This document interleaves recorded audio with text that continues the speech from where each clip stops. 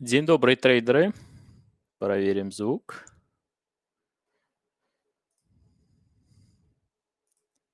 Поставим плюсы.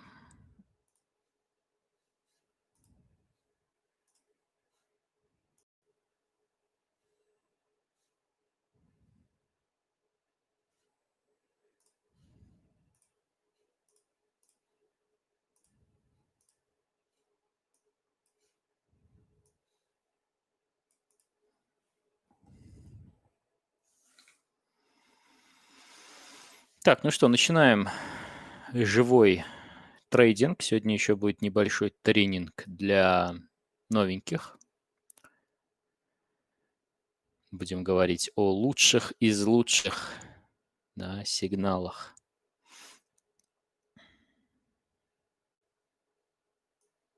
Наблюдаю сейчас за NASDAQ, за золотом и за WTI. По трем инструментам могут быть сделки. Жду нефть WTI, чтобы продать. Для этого рынку нужно пробить, закрыться ниже 40-300, да, 40-280, если быть точным.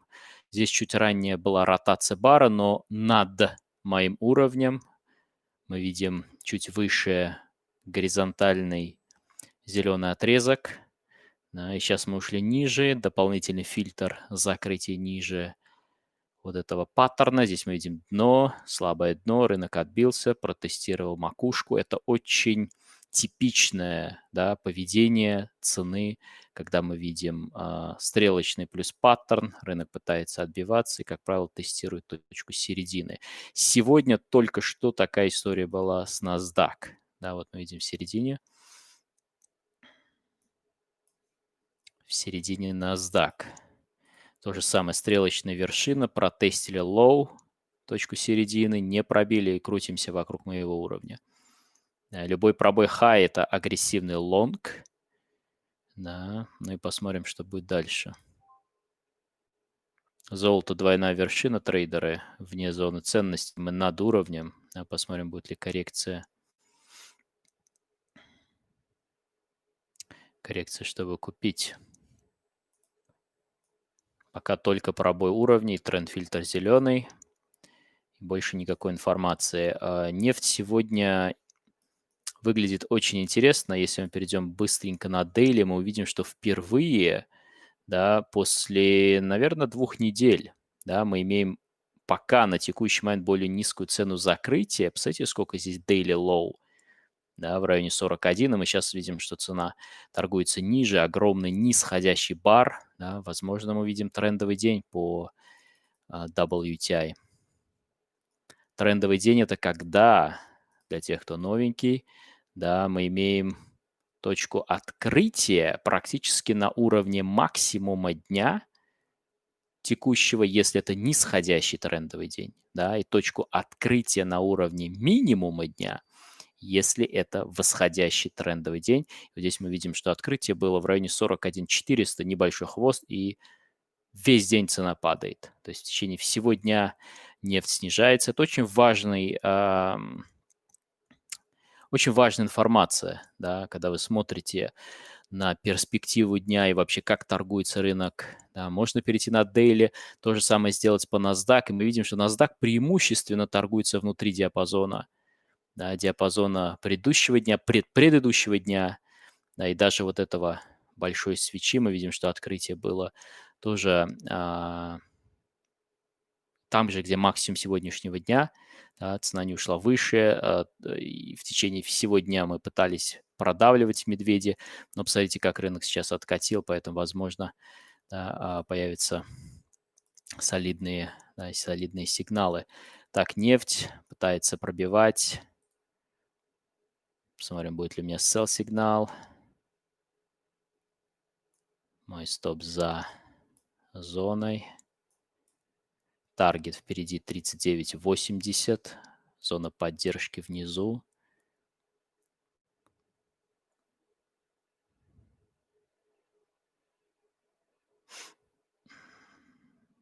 Золото справа, мы видим черный бар. NASDAQ тоже черный бар.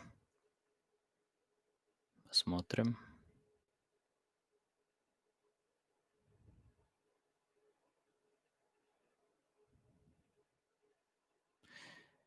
Медведи пытаются по WTI продавливать. Здесь было импульсное движение, да, в самом начале. Есть шорт. WTI, мой таргет первый 39.90. У нас был импульс раз, и очень часто мы его дублируем. Поэтому я не исключаю, что первая, да, пауза, если рынок будет снижаться, точнее следующая будет вот здесь.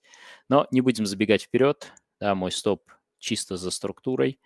Да, таргет здесь. Это трейд, который не вызывает сомнений никаких. Да, трейд, который полностью согласуется с моей моделью торговли. Уберу пока в сторону, чтобы не отвлекаться, потому что здесь параллельно еще два сигнала могут быть. Мы видим пробой середины паттерна по NASDAQ. Вот сейчас прям мы пробили, мы пробили середину паттерна. Агрессоры, кто агрессивно торгует NASDAQ, это потенциальный sell. Да.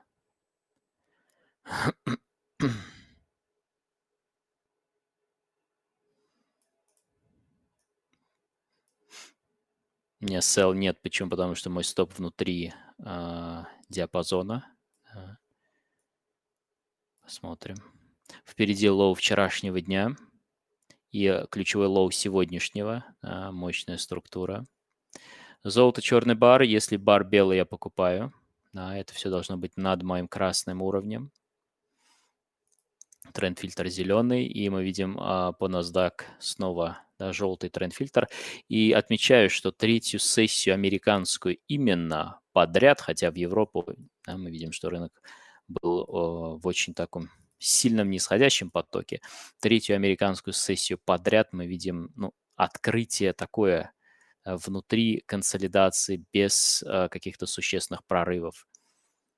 Поэтому нужно быть внимательнее к NASDAQ, потому что вчера мы торговали, он был сонный, сделку приходилось ждать очень долго. Добрый день, трейдеры. Почему голод не стали sell? У меня нет сигнала здесь. Если вы агрессор, да, и торгуете кластер, да, классический кластер 3, стрелочная вершина, да, более низкая цена закрытия без структуры, то определенно для вас это sell. Так торговать можно, но зависит от того, входит ли это в вашу рутину, да, в вашу последовательность.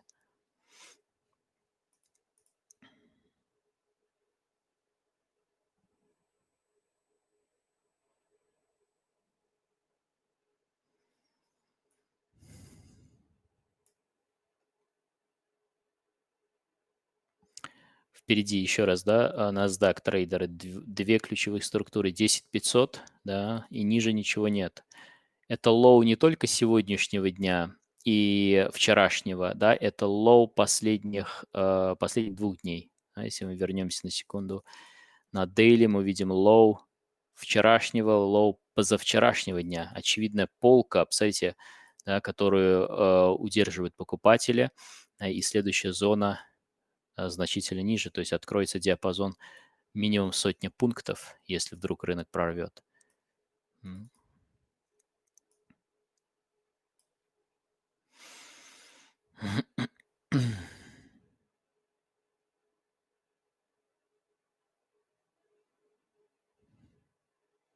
Но опять же таки, если прорвет, не имеет значения, да, имеет значение в первую очередь, если рынок сюда придет, то получим ли мы какой-то сигнал. Да, в первую очередь на отбой, потому что до тех пор, пока уровень жив, да, я рассматриваю сигналы на отбой.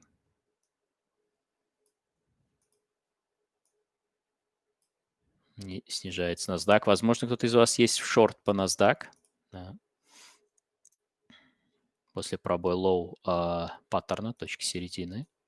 Да, классическая комбинация.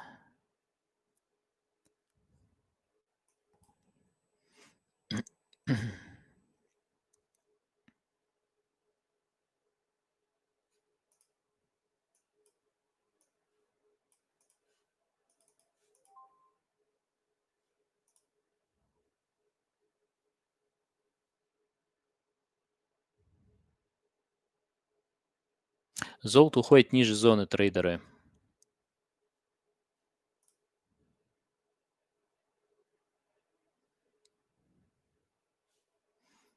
Мы пробили, протестировали, раз, два, 3 минуты потоптались на 1956, красный горизонтальный отрезок, да, и мы видим, что рынок уходит ниже, пока тренд-фильтр зеленый, 2 подряд стрелочных по NASDAQ, но вне зоны, и у меня звенит алерт по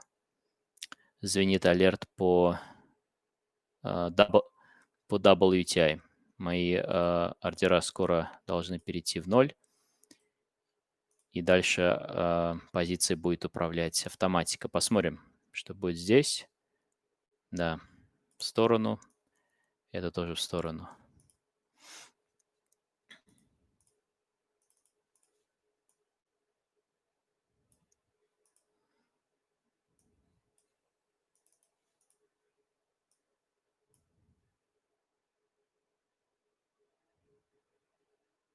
Мы видим примерно одинаковую коррекцию по сравнению с предыдущей. Да, возможно, даже чуть больше. Нет, симметрия, да, выдерживается. И также ранее у нас был импульс раз. И посмотрим, да, практически идеальная симметрия импульсных и коррекционных волн. Посмотрим, удержит ли величину, да, вот этой коррекции быки. То есть мы только что завершили, давайте поближе, возможно, вам не видно. Да. Мы только что завершили равнозначную коррекцию. Новый хай, коррекция, новый хай, тест уровня, чуть ниже ушли, но при этом, да, мы видим, рынок завершил симметрию. Посмотрим, будут ли здесь buy-сигналы. Золото пытается подниматься. Видим, формируется белый бар. Нефть валится, трейдеры. Мы тестируем важную отметку. Давайте на секунду к WTI. Мы тестируем отметку. Мы завершили симметрию таргета. Таргет первый достигнут. Второй таргет, посмотрите, где. Прямо на уровне волатильности 39400. Да. Посмотрим, мой трейлинг уже по второй части включился и работает. Быстро к золоту. По золоту пока нет. Да, была попытка сформировать ротацию бара. Посмотрим, будет ли коррекция по WTI, чтобы продолжить селить. Да. Ближайшая зона покупки, если рынок продолжит падать, как раз в районе 39300. Здесь range low. Range low, если я не ошибаюсь, это S2 уровень. Да, это S2. Посмотрим. Первое расширение волатильности по W за последние, наверное, дней 10, да, такое серьезное. Трейлинг стоп активно двигается. Посмотрите, мы перемещаемся очень быстро. Золото посмотрим, будет ли белый бар, чтобы купить. NASDAQ отбивается после двух стрелочных, недалеко от лоу вчерашнего и ключевой структуры сегодняшнего дня. Но здесь пока ничего нет. Мы опять в диапазоне по NASDAQ. Да, это нужно учесть. Да, нужно быть аккуратнее с такими рынками, да, которые торгуются внутри флетов. На самом деле золото то же самое. Если мы перейдем на секунду на дейли по золоту, мы увидим, что золото торгуется внутри вчерашнего и позавчерашнего дней, да, преимущественно. И мы имеем очевидные границы поддержки. Если мы возьмем горизонтальную линию, поставим в районе 1941. Да, это вчерашний лоу, чуть выше сегодняшний, и наверху очевидные границы. И крайне вероятно, что рынок будет пытаться находить точку баланса внутри этого диапазона после, да, таких серьезных движений, которые мы наблюдали. Трейлинг стоп тоже ускоряется по WTI. WTI обычно после сигнала проходит 60-70 пунктов, потом пауза. Поэтому оптимальный тейк 60-70. Да, бывает аномалии 150, 120 пунктов, но реже.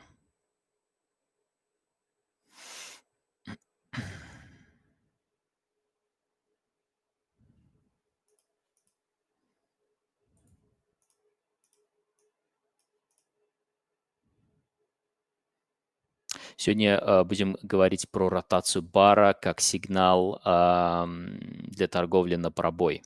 Да. Мы об этом с вами несколько месяцев назад говорили, но так, вскользь. Сегодня для новеньких немножко остановимся на этом примере. На примерах, ну и, возможно, живые какие-то, да, будут примеры.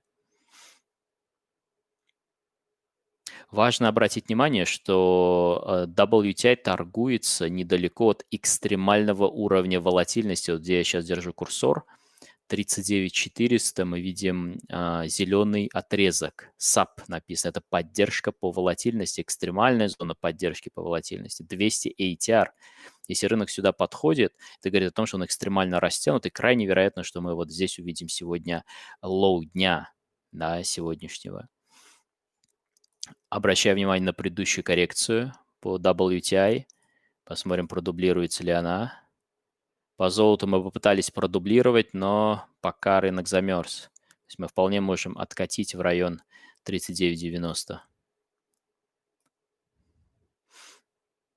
Если рынок откатит к моему трейлинг стоп-лоссу по второй части, возможно, мы увидим снова изменить цвета свечи с черных на белый и снова sell.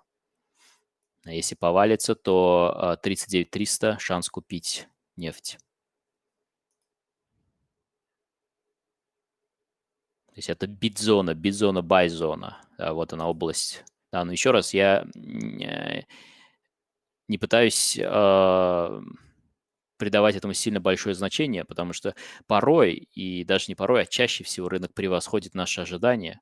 Мы ждем его где-то здесь, что он отобьется, а он проходит еще дальше. У него есть такая, такая черта, поэтому не пытайтесь слишком привязываться к этому. Да, если вы видите в этой зоне сигналы, на отбой в частности, стрелочные паттерны, тогда да. Поэтому если рынок такой сильный в моментуме находится, он может еще существенно пролезть. Но в 85% случаев, доходя до экстрима волатильности, мы будем отбиваться. Вот это вторая зона SAP, где, видите, 39147 WTI в середине. Это зона 230 ATR, да, что говорит о том, что рынок растянут, да, на 230% по отношению к волатильности за последние 7 дней. И очень часто будут реакции здесь. Но еще раз, реакция, которую мы ждем, это одно, но прежде да, должны быть соответствующие паттерны. По золоту мы превысили, да, предыдущую незначительную коррекцию, посмотрим. Это не так критично, но это то, что обычно поддерживает трендовое движение на рынке. Да. Симметричное трендовое движение, потому что рынку свойственны импульсы коррекции равнозначные. Так, был шорт, но побоялся и закрыл на стрелочном по NASDAQ на 4 трендовой линии касается четвертый раз. Да, возможно, да. NASDAQ опять замерз. Очень слабое открытие третий день подряд. Ничего существенного. Сегодня сильное открытие по WTI, хотя сегодня весь день нефть находится в трендовом состоянии, да, медвежьем. Если мы перейдем на золото, бестрендовое состояние, да, мы открылись и торгуемся в диапазоне, и то же самое можно сказать про NASDAQ, преимущественно бестрендовое состояние, хотя в начале дня, очевидно, медведи держали контроль и по-прежнему сохраняют, мы видим, большая часть свечи нисходящая. Посмотрим таргет. Мы недалеко от таргета по WTI трейдеры 39500, второй таргет. Второй таргет у меня 62, если я не ошибаюсь, пункта. О, здесь некорректно стоит таргет. Здесь неправильно стоит тейк. Здесь стоит тейк от NASDAQ. Да, это может быть и хорошо, но это нехорошо. Сейчас что произойдет, я поменяю. Давайте быстро к золоту. Видимо, я когда сохранял шаблон, случайно сохранил на WTI. Вот у меня для каждого инструмента есть свой шаблон. Да. Вот здесь, видите? А я, наверное, нажал просто случайно. Поэтому я поменяю сейчас. И давайте я проверю NASDAQ быстренько. правильно ли здесь все? 26.35. Главное, по NASDAQ стоят настройки нефтяные, а здесь стоят настройки, точнее, да, здесь нефтяные, а там NASDAQ. Так, по NASDAQ 26.35, но единственное отличие здесь 75. 750. Ну, кто у нас использует фиксированный стоп, да, если вы используете фиксированный стоп в пунктах, то вы можете поиграть со вторым тейком. 70-80 – это очень приличный второй тейк. Да, как правило, проходя 70-80 пунктов после сигнала, пауза будет. Но промоделируйте, протестируйте для себя, и, возможно, вы найдете еще какие-то оптимальные значения. То же самое касается стоп-лосса фиксированно. Можно играть со значениями от 24 до 28. Да, посмотрите, какие лучше будут. Понятно, что в периоды узкой волатильности стоп в 26-28 пунктов будет великоват. Да, а в периоды высокой, ну, экстремально высокой, может быть, маловат. Мы же берем среднее значение. Да, среднее значение, оптимальное, исходя из тестирований, и это оптимальное значение находится в районе 26-25 пунктов. Да, это на самом деле уже не так критично. Таргет 35 тоже плюс-минус несколько делений здесь можно поиграть. Давайте я сохраню на всякий случай. NQ, NASDAQ, сохранить шаблон. Как шаблон, да. Угу. Отлично. И сейчас то же самое проделаю по WTI. Хотя можно закрыть WTI, так как мы прошли, да, 60. А то я сейчас смотрю, думаю, у меня слишком большой таргет. Да, вот мы как раз 65 пунктов сейчас прошли по WTI. Ровно. Посмотрим. Понаблюдаю. Если будет первая более высокая цена закрытия, я выйду из позиции.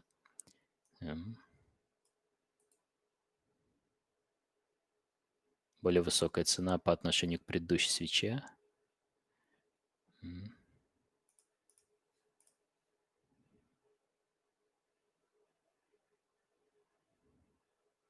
Для этого можно нажать правой кнопкой мыши, закрыть ордер, да, либо close all, закрыть все позиции. И здесь надо будет поменять. Да. 26.35, 26, здесь 60, если я не ошибаюсь, 60, 620, 62 пункта. Потому что спреды широкие по WTI. Мы сейчас как раз к таргету подходим второму, широкому, да, и подходим к экстриму волатильности. Буквально спред.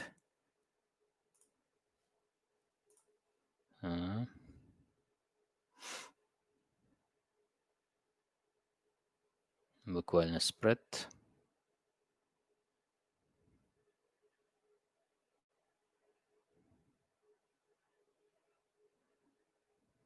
$39 500 цена висит.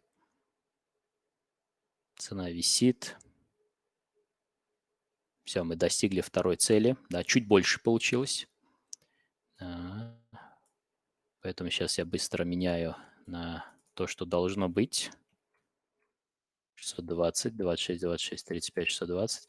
И теперь вопрос, будет ли у меня шанс купить, будет ли у меня шанс купить нефть WTI.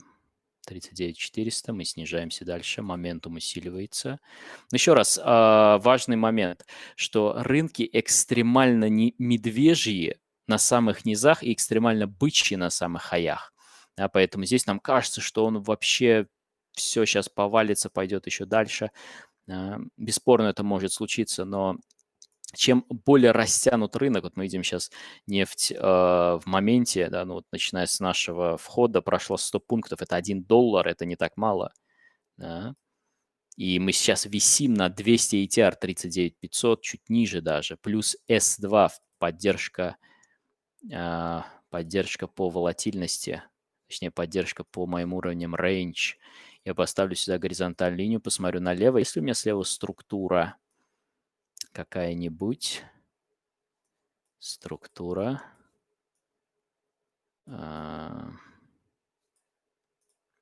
Возьму чуть выше. У меня чуть ниже есть структура небольшая. Я прошу прощения, туда смотрю. Да, есть у меня структура трейдера, внимание сюда. Я смотрю, главное, на 4200, меня интересует 39, 300. Предыдущая структура, посмотрите, сюда рынок доходил, здесь был паттерн. Это было, правда, уже очень давно, 13 июля, да, и потом мы еще раз тестировали, внимание налево еще раз, да, и мы видим отличное взаимоотношение уровней возле наших структур. Поэтому я предполагаю, что если здесь будут сигналы, да, начиная от текущей отметки до границы 39 ровно, я с удовольствием прыгну на бай. Но торгуя на бай против нисходящего тренда, мы торгуем на откат, на возврат к точке ценности. Точка ценности – это, как правило, половина диапазона, да, или как минимум 30% диапазона от последнего сильного движения. Редко бывает так, что после сильного импульса или же когда рынок трендовый, цена откатывала более чем на 50%. В нашем случае это high 40-500, да, и мы видим, что пока low не определен, мы продолжаем снижаться. Чуть больше бакса цена уже прошла вниз.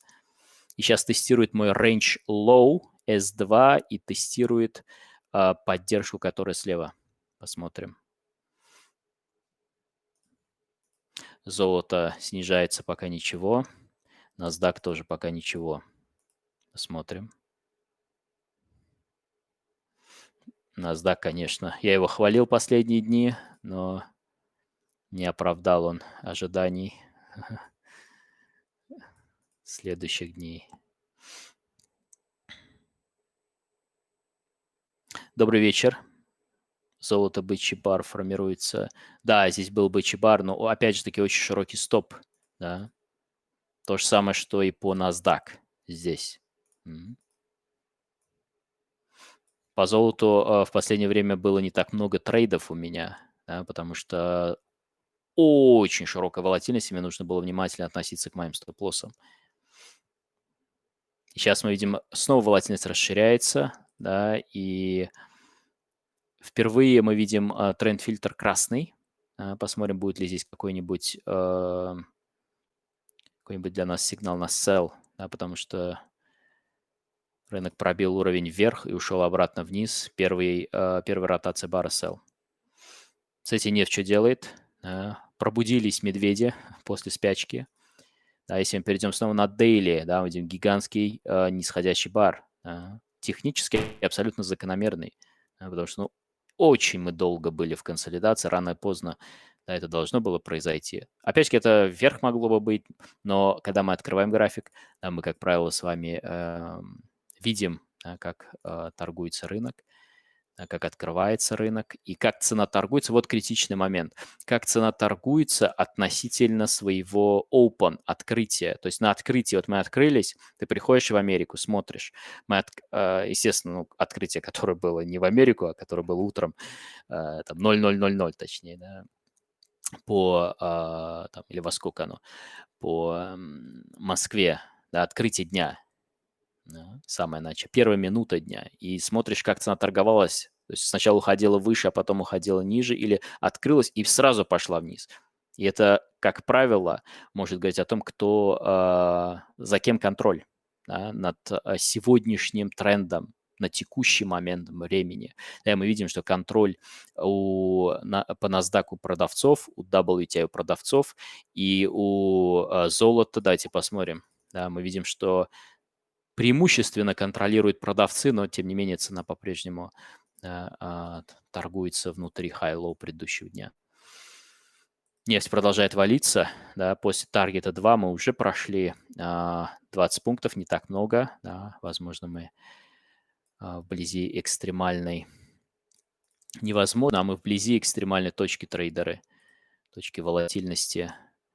Очень интересно. Пока нет никаких сигналов. Да, кроме того, который был на старте. Потому что самые лучшие сигналы в начале сессии, на старте сессии. Здесь, если ты сейчас приходишь на рынок, когда 17 часов 20 минут по Москве, ты смотришь на этот рынок, и как бы ты либо ищешь контртрендовые сделки, либо пытаешься на небольших откатах откусывать то, что уже осталось от этого движения. Понятно, что оно может продлиться, но такое бывает крайне редко. Мы прошли 230 ATR. Да, можем продавить ниже, но чем дальше мы проходим, тем меньше вероятность, что цена пройдет еще. Еще раз, не стоит вот это прям сильно так держать у себя в голове, потому что так можно прицепиться, и все как бы, и ты уже ищешь контртренд. Нет, без проблем, может быть трендовый сигнал, да, но статистически реакции здесь очень часто происходят. Поэтому мы ждем, что будет происходить. Чуть ниже у меня экстремальная третья зона, range S3. Мы прошили S1, прошили S2, но незначительно, и S3 38.80. Вот здесь для тех, кто торгует нефть, да, 38.8 следующая экстремальная зона, но посмотрим, 230 ATR. Кто агрессор? Если вы агрессивный трейдер, вчера мы с вами разбирали вокруг уровней, как можно торговать. Если мы видим тест уровня и затем стрелочный с более высокой ценой закрытия, то, что сейчас может быть по WTI, это buy сигнал. Внимание, кластер 3 buy трейдеры, кто торгует. Для меня это слишком агрессивно. Мы видим здесь две таких свечи небольших в виде дождиков, да, и затем впервые, если я не ошибаюсь, после этого существенного снижения от S-зоны мы сделали новый high, да, более высокую цену закрытия, но это агрессивно, да, без паттерна. Мы видим, справа снижается золото, причем интенсивно трейдеры снижается в моменте просто. В моменте снижается, посмотрим. Посмотрим, что здесь будет. Если останется сегодня время, оно, я думаю, останется у нас, потому что рано или поздно рынки угомонятся, да. Мы с вами будем говорить о торговле консолидациями, да, возле уровней.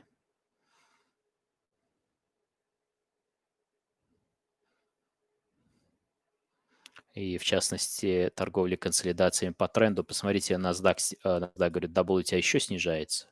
Да, сегодня прям медвежье какое-то нашествие. Да. Это хорошо, потому что рынки волатильны. Да, и это можно капитализироваться. Так, почему по золоту? Я же сказал, большой стоп. То же самое, что по NASDAQ. Да. Точнее, не большой стоп, а, если так можно сказать, небезопасный. То есть стоп будет около уровня. То же самое мы видели по NASDAQ, если я здесь с целью. Да, мы видим, рынок здорово прошелся, достиг первой цели. Да или нет? Да, абсолютно.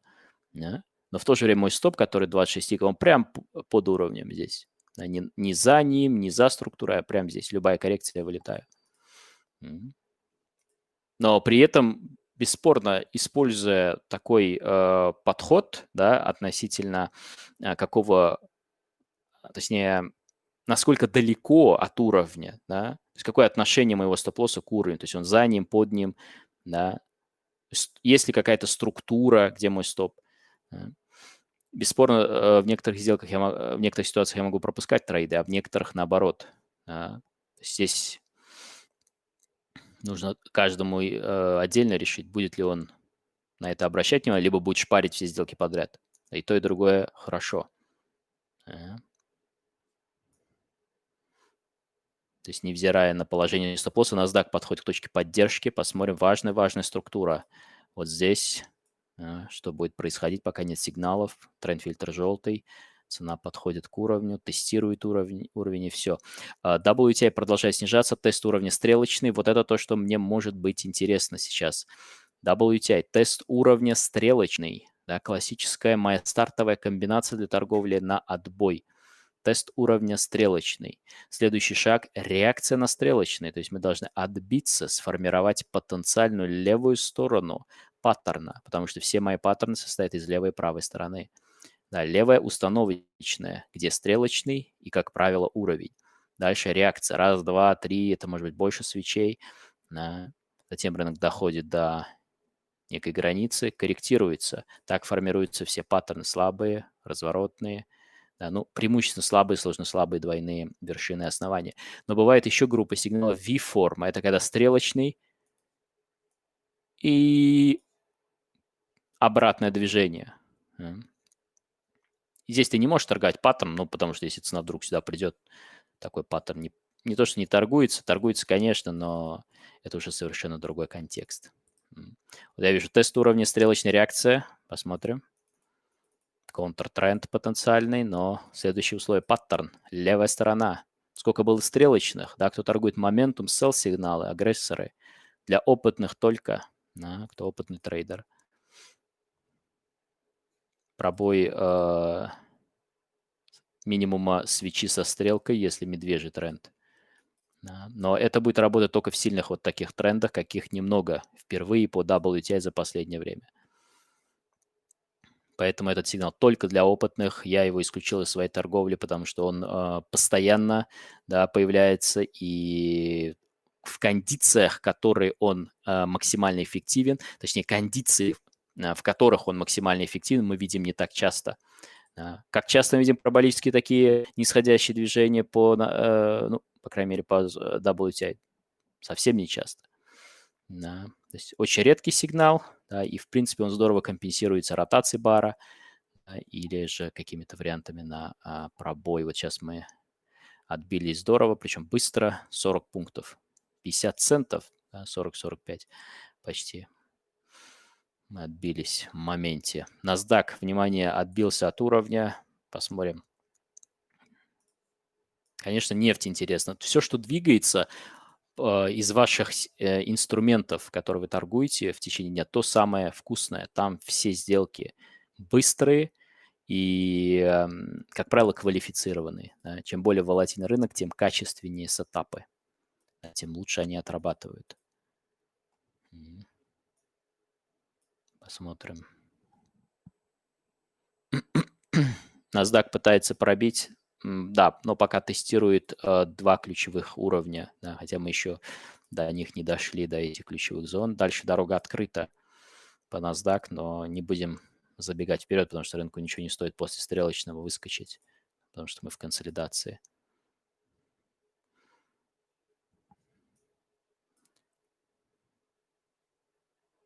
Если нефть продолжит восстанавливаться, то ближайшая sell-зона – это в районе 39.80. 39.80 – мой уровень. S1 структура. Есть небольшая полка здесь, но все это происходит вблизи экстримов, да, экстремальной волатильности. Поэтому если я селю, то в районе 39.80. Нет проблемы селить здесь, если у тебя будет черный бар, но это не входит в мои правила продавать инструмент, который возле экстремальных уровней волатильности и возле третьей зоны, да, range, да, S3. Если мы еще раз посмотрим S3. То есть это исключено. Да, бесспорно рынок может продолжить движение, но вероятность этого крайне низкая. Да. Золото снижается. Давайте посмотрим на золото. Золото недалеко от лоу вчерашнего дня и ключевого лоу сегодняшнего, 1944, 1944. Посмотрим, что здесь будет. Да, мы в начале дня, внимание, пробили уровень вверх, вернулись внутрь диапазона. Да, новый лоу, тренд-фильтр красный. То есть это классический вариант, когда может сформироваться ложный пробой, но пока сигналов, подтверждающих это, нет. Да.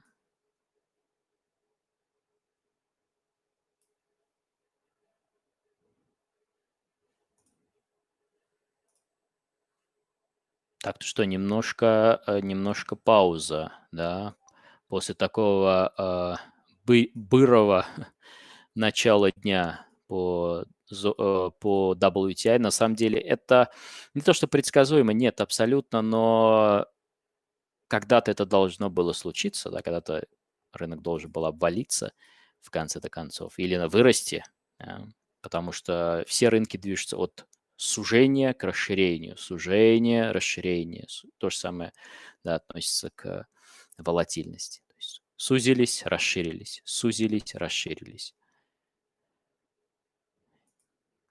Так что нефть в течение всего сегодняшнего дня – это фокус номер один. потому что рынок двигается. NASDAQ пока аутсайдер, ну и золото тоже пока ничего такого нет.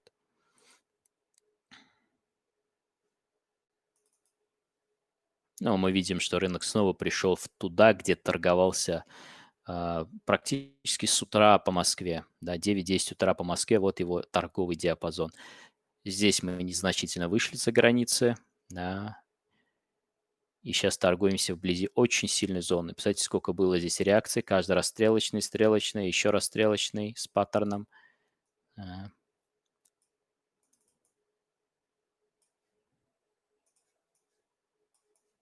Да, очевидная структура 1941.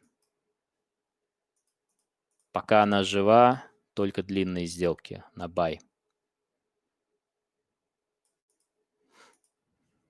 Но еще раз, вот ключевые фразы, ключевые слова, которые, ну, такие паразиты у трейдера, должно быть только, то есть такие вот крайние слова, если их так можно назвать. То есть когда ты как рассматриваешь вот, ну, слишком приторно смотришь на рынок, потому что нужно смотреть с точки зрения вероятности.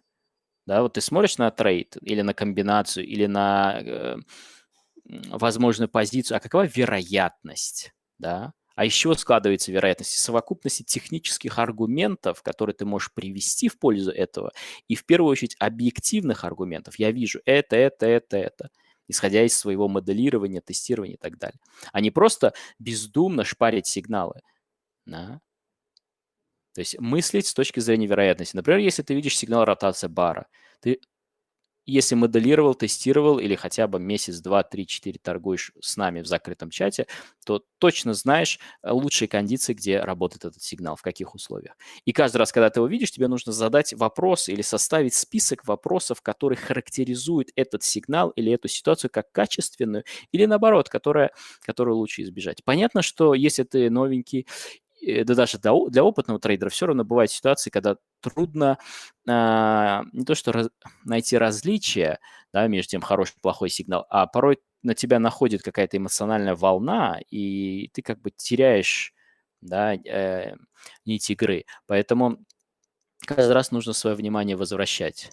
В каких кондициях работает мой сигнал. Да. У тебя может быть сигнал сам по себе, но вопрос, да, в какой ситуации, потому что ротация бара может быть во флете, и тогда это будет самый убыточный сигнал, да, или в деструктивном рынке. Поэтому нужно задавать такие вопросы, да, которые еще раз квалифицируют ваш трейд. Да. Например, паттерны, в каких ситуациях лучше всего они работают. Или пробои, в каких ситуациях они лучше. Это ли, которую я сейчас вижу ситуацию на графике, она наилучшая для меня. Всегда будет челлендж, конечно, в голове между тем, ну, все-таки можно попробовать продать или купить. Или все-таки это хороший, качественный трейд. Представляете, как нефть после теста, почти теста, да, range 3, S3 поддержки, как пушка вылетает, мы уже отскочили на 50 пунктов, да, и ближайший sell почти в районе 40 находится, 39.90, 39.80, NASDAQ отбивается от low, от моей поддержки, стрелочный, но здесь ничего нет. Тоже такой флетовый рынок. Вот это тот рынок, который, ну, не то, что нужно избегать такой рынок. Вот избегайте флетового рынка. Ну, блин, ты на 100% все равно, да, ну, не можешь не то, что знать, ну, ведь во флете то флет может быть высоковолатильный, то есть вроде диапазон есть, а он гигантский, ты можешь смело торговать от low до high, поддерживать сопротивление. Да. Понятно, что когда рынок расширяется, бум, допустим, этот вылетел сюда или сюда, легче торговать. 100% легче торговать, потому что картинка становится чище. Да, сейчас ты смотришь на NASDAQ и видишь, что он торгуется там, где торговался почти весь свой день, ну, не считая ночного обвала вот здесь. Да. Он может так и продолжить торговаться, да или нет? Конечно. Да, и, возможно, следует подождать, когда цена выйдет или попробует выйти, или приблизиться тик в тик к экстримам, чтобы ты мог получить более качественный риск прибыли, да, более качественное соотношение риска к прибыли. Да. Хотя этот диапазон не такой маленький, 90 пунктов по NASDAQ, но мы ни разу не тестили прямо минимальные границы, да, 10 500. Мы подходили стрелочный, более высокая цена закрытия, если агрессор, я покупаю здесь. Но я так не торгую. Да. Но можно так торговать, если делать это на постоянной основе и, конечно, иметь статистическую базу, подтверждающую, что этот сигнал, да, имеет право на жизнь. Золото висит на поддержке. Посмотрим. Тренд-фильтр красный. Мгм.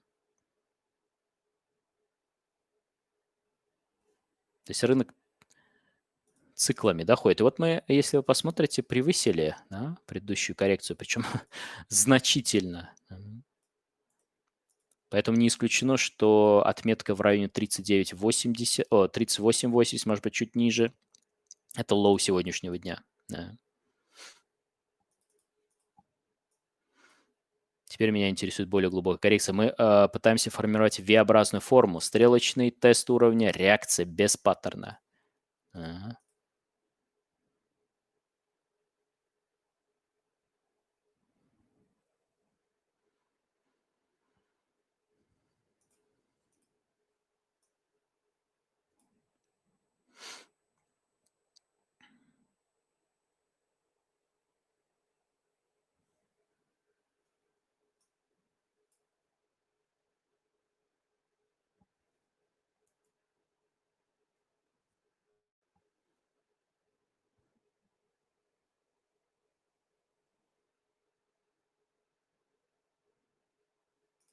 Немножко не дошли, да, по голд. Стрелочный, симметричное дно. Да, у кого автоматика. Здесь у вас все это дело прописано. Мы видим, появилось двойное дно. NASDAQ, золото. Сегодня пока не так много паттернов. Да.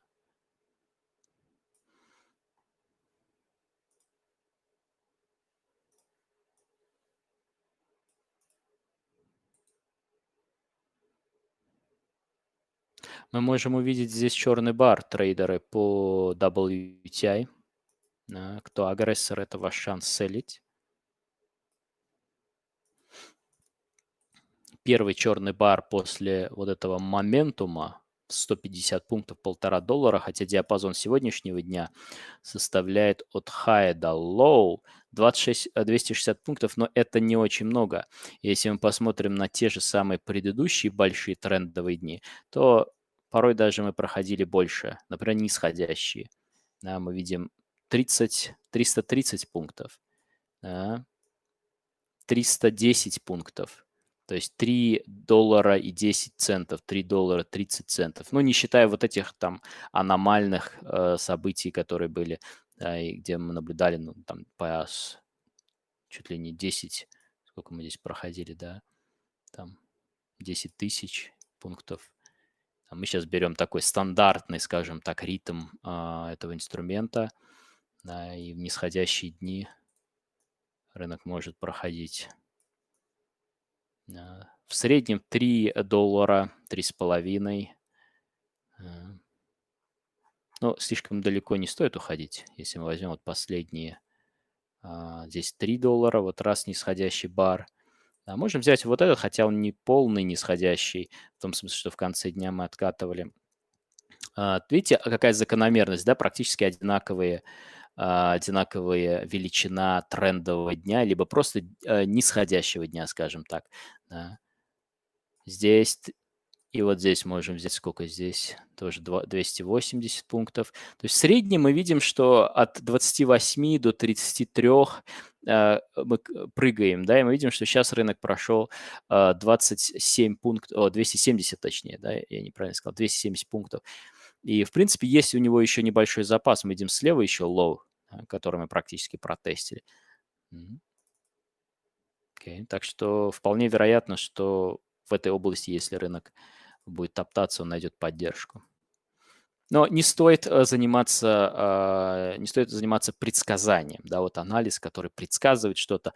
Но, на мой взгляд, для дейтрейдинга не подходит, потому что ты потом выпадаешь из реальности, пока ты там думаешь, аккумулируешь у себя в голове, что делать дальше, как дальше жить, как дальше торговать, то ты просто теряешь связь с тем, что происходит в моменте, потому что дейтрейдинг – это моментум трейдинг, то есть когда ты можешь капитализироваться на сильных движениях за меньшее количество времени, да, поймать самый большой, там, ну не самый большой, а более крупный профит. Да.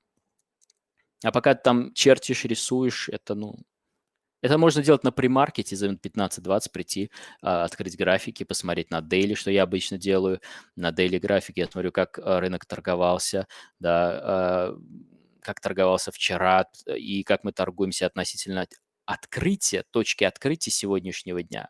Да, и как открытие сегодняшнего дня, то есть, точнее, сегодняшний день торгуется относительно предыдущих дней. Внутри диапазона, либо мы уже вышли за границы low-high предыдущего дня. Да. Здесь мы видим, что вот здесь, да, мы пробили после того, как это как раз было на нашем открытии, да, когда мы включились в эфир, 40-500, если не ошибаюсь. Да, здесь мы продавили сразу раз, два, три, сколько дней, неделю, да, консолидации. Да, все вот эти low прошили. Да, это не говорит о том, что рынок должен пойти дальше или отбиться. Нет, да, потому что уже произошло здесь движение. Рынок может в конце дня откатить и снова вернуться обратно. Но у рынка есть тенденция, когда цена пробивает вот эти полки, да, которые ранее казались непробиваемыми, где мы тестили, особенно вот этот бар, самый узкий бар за последнее время. Вот этот бар, вчерашняя свеча, самая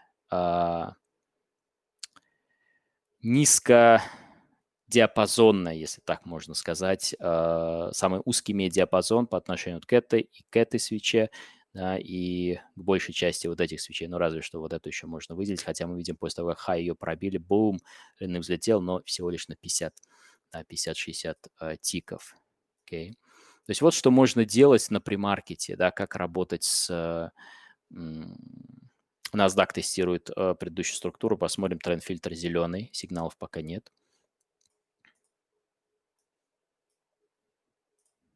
Посмотрим, что будет здесь.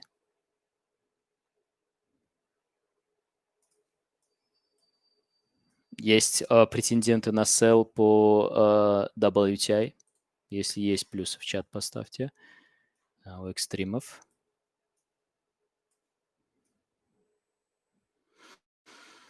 Золото тестирует зону.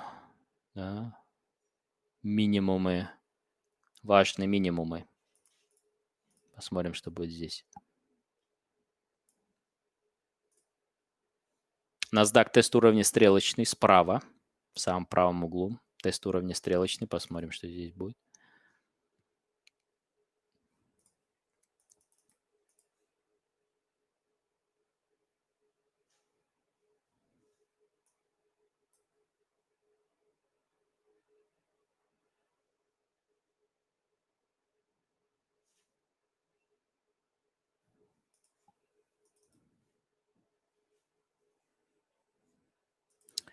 Золото пробило мой рейндж уровень.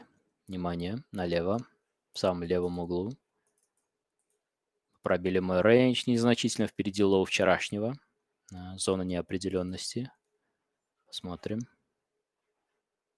Не стоит торопиться, все, sell. Да, стоит просто дождаться ясности. Да. Бесспорно, можно торговать пробой, да, моментум sell так называемый, но это отдельная история. Мы сегодня будем об этом с вами говорить. Как только рынки немножко успокоятся, чтобы можно было перенести свое внимание на коучинг, да? Не на трейдинг, а именно на какие-то технико-тактические еще моменты. А NASDAQ тест уровня стрелочный, реакция на стрелочный. Посмотрим, будет ли здесь паттерн. То есть это левая сторона возможного паттерна. Да, посмотрим, будет ли правая сторона, потому что как здесь может быть? Вот посмотрите, слева, да, мы видели практически, да, цена дошла до зоны стрелочной и без остановки улетели. Без пауз, без ничего. Да. Был паттерн? Нет. Если я торгую с паттерном, я пропускаю все это движение. То же самое здесь. Сейчас рынок протестил, может обвалиться, уйти вниз. Почему? Потому что вот эти кондиции флетовые идеальны для стрелочного, для паттерна. На вопрос, торгуешь ли ты тест уровня стрелочный сразу sell, да, или тест уровня стрелочный сразу buy, либо ты ждешь конформации. Да. Это нужно четко себя обозначить, да, в начале, чтобы потом не было внутренних переговоров. Что делать сейчас? Потому что мозг будет спрашивать тебя, ты видишь стрелочный, да, ты видишь тест уровня, да, а что делать дальше? Если нет плана, то ты будешь действовать как хочешь. Да. Или как ощущаешь.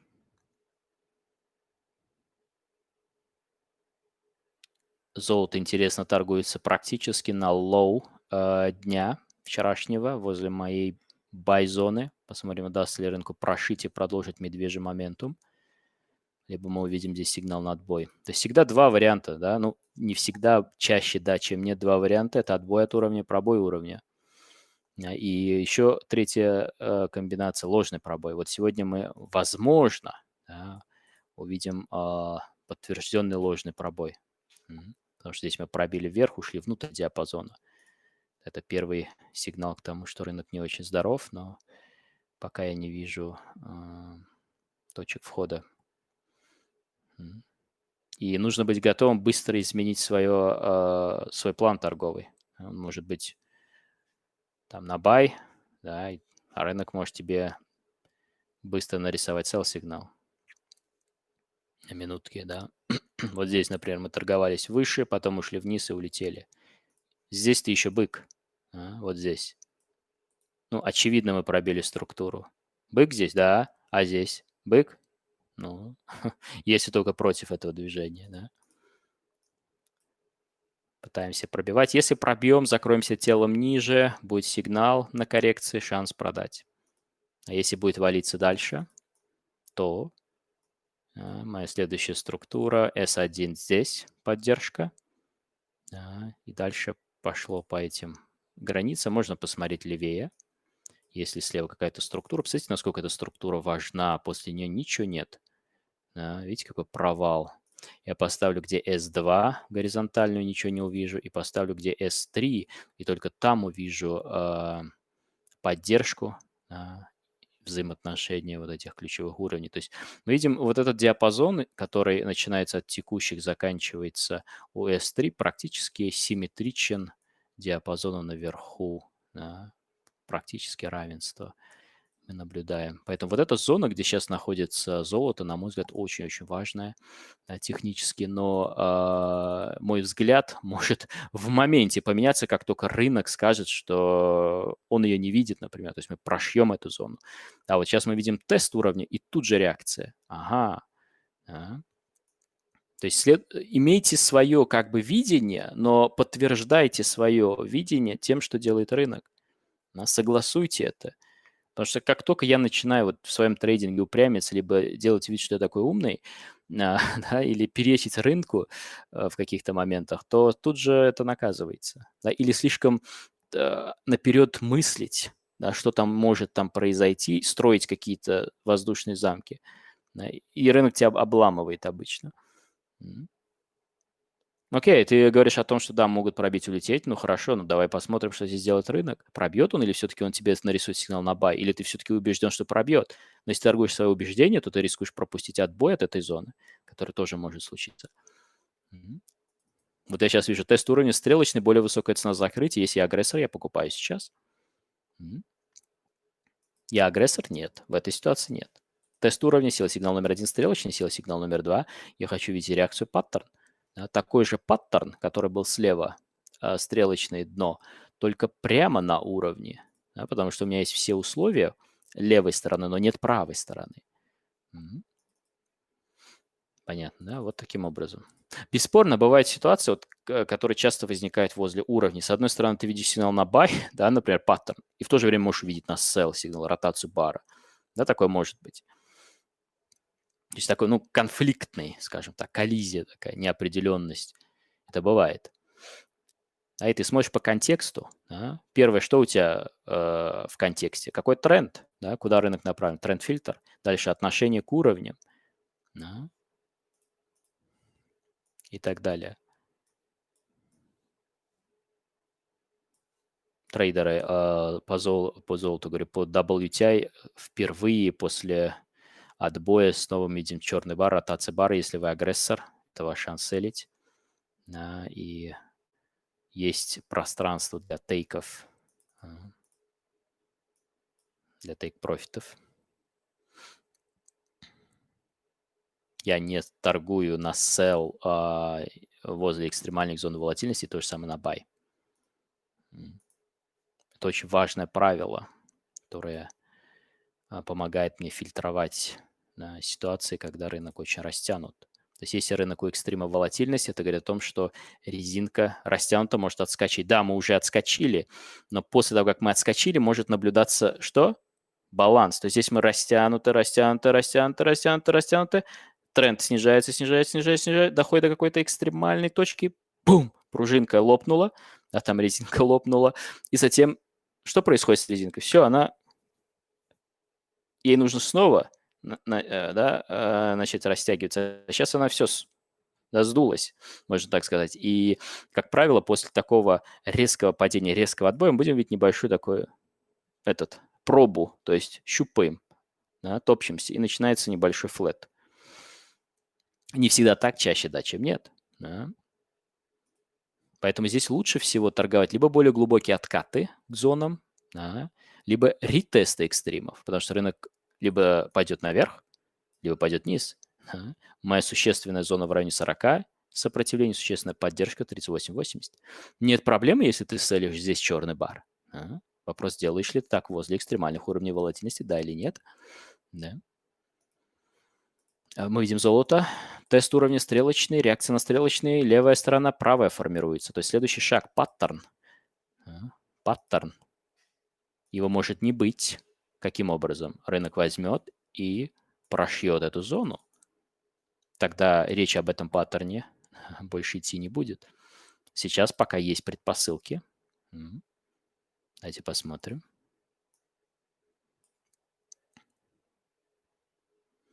Если здесь паттерн сформируется в окне алерт, вы это увидите. Да, что паттерн сформировался.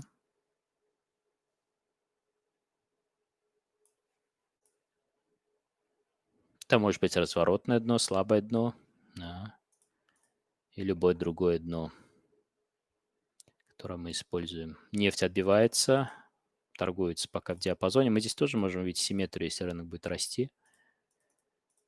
Давайте посмотрим. Да, это повыше уже будет. Не там, где хочется. Да. Здесь, чуть выше еще. Ну, на самом деле не очень высоко. Разница в 10 пунктов, 12-15. Это sell-зона между 40 ровно и 39,80. То же самое касается 38,80 поддержки. Посмотрим. Мы видим, формируется паттерн по золоту. Тест уровня стрелочная реакция. Я рекомендую, кто новенький, да, регулярно вот это повторять себе, да, вот эту последовательность. Вы это видите, вы это проговариваете, да, и когда вы это исполняете, это остается. Да, но сначала нужно это все промоделировать, очень много раз пропустить через себя, да, делать скрины, следить за тенденциями, а потом ты уже смотришь на график и просто это репетируешь. Да. То есть ты привык к этим сигналам, привык к этой последовательности. Она всегда одинаковая. Нет такого, что что-то новое здесь. Ты всегда будешь видеть, если паттерн, то стрелочный, реакцию и затем попытка вернуться. Всегда это одно и то же. Стрелочный, реакция. Да, и дальше ты смотришь, если у тебя автоматика, да, то тебе надо посмотреть отношения с уровнем, дождаться фильтра дополнительного, например, более высокая цена закрытия или закрытие выше точки середины, ниже точки середины, смотря что дно или вершину ты торгуешь. Да. В моем случае это закрытие выше вот этого high, да, вот этого максимума, максимум паттерна. Это более агрессивный будет бай. Почему? Потому что мой стоп, несмотря на то, что он будет за зеленой линией, да, он все равно будет недалеко от лоу вчерашнего дня. Да. Посмотрим. Еще зависит от того, где будет вход. Будет ли. Не стоит спешить. У нас еще не было ни одного более высокого закрытия, закрытие выше максимума предыдущей свечи.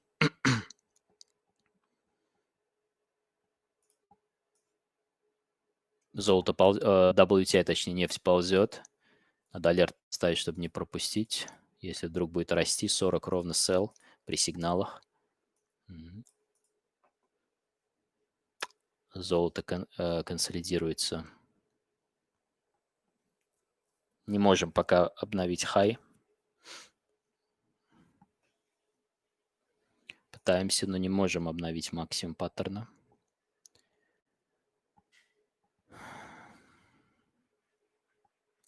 А есть кто в золоте агрессоры, кто купил более высокий клоуз, тест уровня стрелочный, более высокая цена закрытия, есть такие? И вы это регулярно торгуете?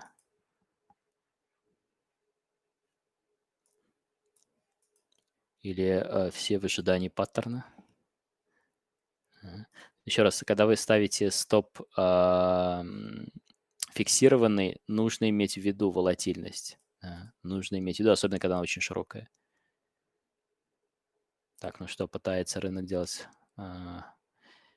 Формировать пробой, пока не получается. 1945 точка решения этой ситуации, разрешения этой ситуации, возможно. Ну и еще лоу слева, 1940. Такой солидный диапазон для паттерна. И если у вас в настройках стоит там сколько обычно, 300, 400 пунктов, 500. Ну здесь даже если он будет, мы его увидим. Если у вас стоит 300 пунктов, максимальная высота паттерна вам нужно увеличить. Потому что при высокой волатильности вы даже на минутке можете их не увидеть, паттерны, если стоит ограничение 200 пунктов. Чем дольше рынок топчется, тем лучше, потому что он находит точку баланса, сейчас. Здесь мы видим расширение волатильности, дисбаланс. Сейчас мы взяли паузу, в течение уже 10 минут цена топчется на месте. Потому что лучшие сделки откуда приходят? Из ситуации, когда цена выходит из точек баланса и наблюдается дисбаланс. Вот там ротация бара, какие-то пробойные сигналы будут работать намного лучше. Посмотрите, что делает NASDAQ справа. Абсолютно ничего. Хотя стрелочный идеально себя здесь чувствует. Стрелочный паттерн, стрелочный. Это их среда обитания. Но консервативных сигналов нет здесь, только агрессоры могут что-то здесь, как-то здесь капитализироваться. Так, нефть подходит, внимание. Тест зоны стрелочный. Посмотрим. Напоминаю, у нас здесь симметрия. Это не обязательное условие. Меня интересует вот этот уровень в районе 39 плюс-минус. Симметрия – это лишь дополнительный инструмент, структурный, который можно использовать, если трейдер хочет получить какую-то доп-конформацию. Я бы сказал, знаете, для чего полезен может быть симметричный анализ коррекции, в частности, как раз, точнее, симметричный анализ, как раз для коррекций, торговли на коррекциях.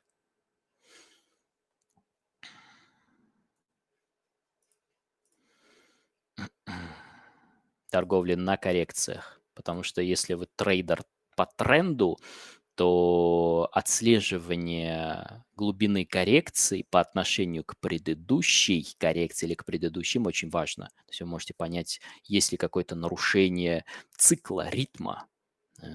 Очень хороший бар. Опять же таки, вот я сейчас говорю, очень хороший бар.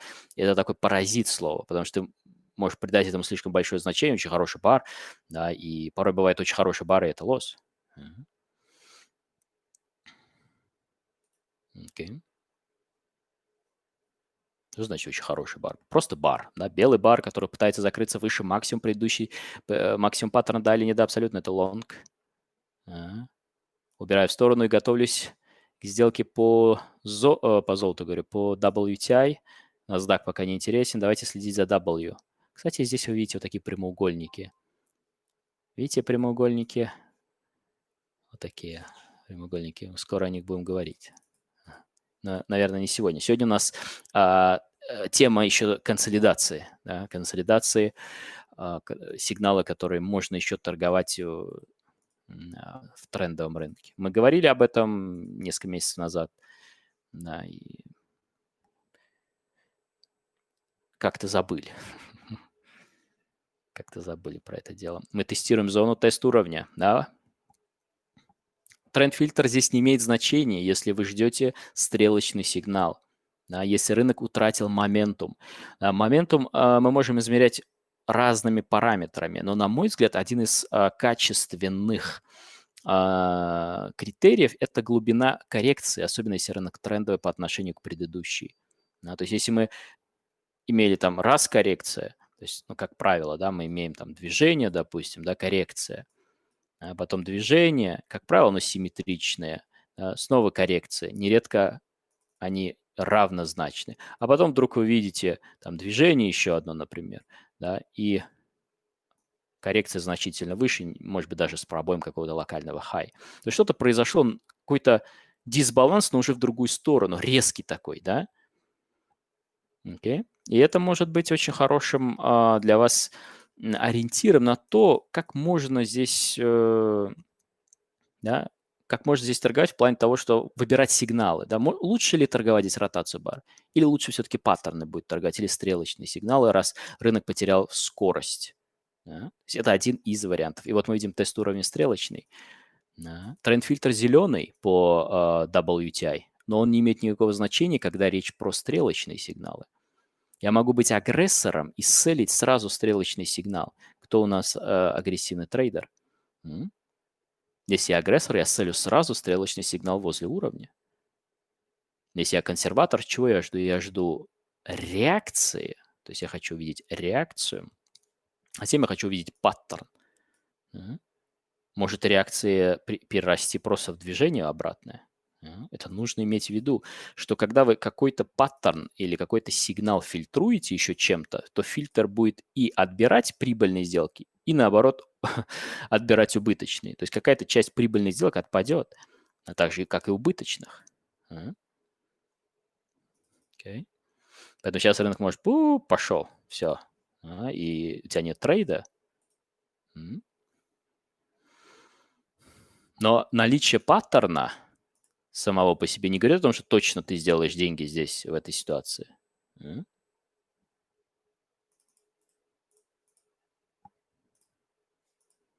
мы знаем, что сегодня WTI на редкость волатильно двигается в самом начале, достигли, четко крутится вокруг уровней, пробили, дошли до этого, пробили, дошли до следующего, отбились, протестили сверху, ушли к следующему, тестим его и ждем здесь сигнал. В частности, я, потому что если у вас, допустим, спред на WTI широкий, возможно, следует перейти на M5 и торговать 5-минутный таймфрейм, и вы будете видеть все то же самое. Ну, имеется в виду те же паттерны сигнала, только меньше, меньше будет по количеству. И вот мы видим тест уровня стрелочный, реакция на стрелочный, формируется паттерн. Формируется паттерн. Левая сторона. Посмотрим, будет ли правая сторона.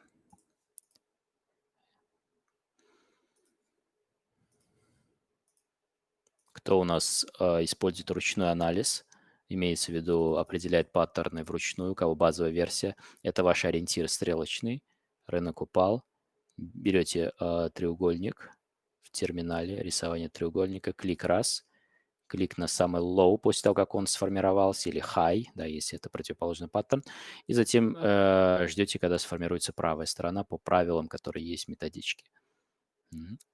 Если автоматика, понятно, это не обязательно делать, но я все равно делаю, потому что привык. Что в течение 7-8 лет я торгую эти паттерны, да, и львиную долю этого времени, да, это был ручной трейдинг. Ну, имеется в виду, что все вручную.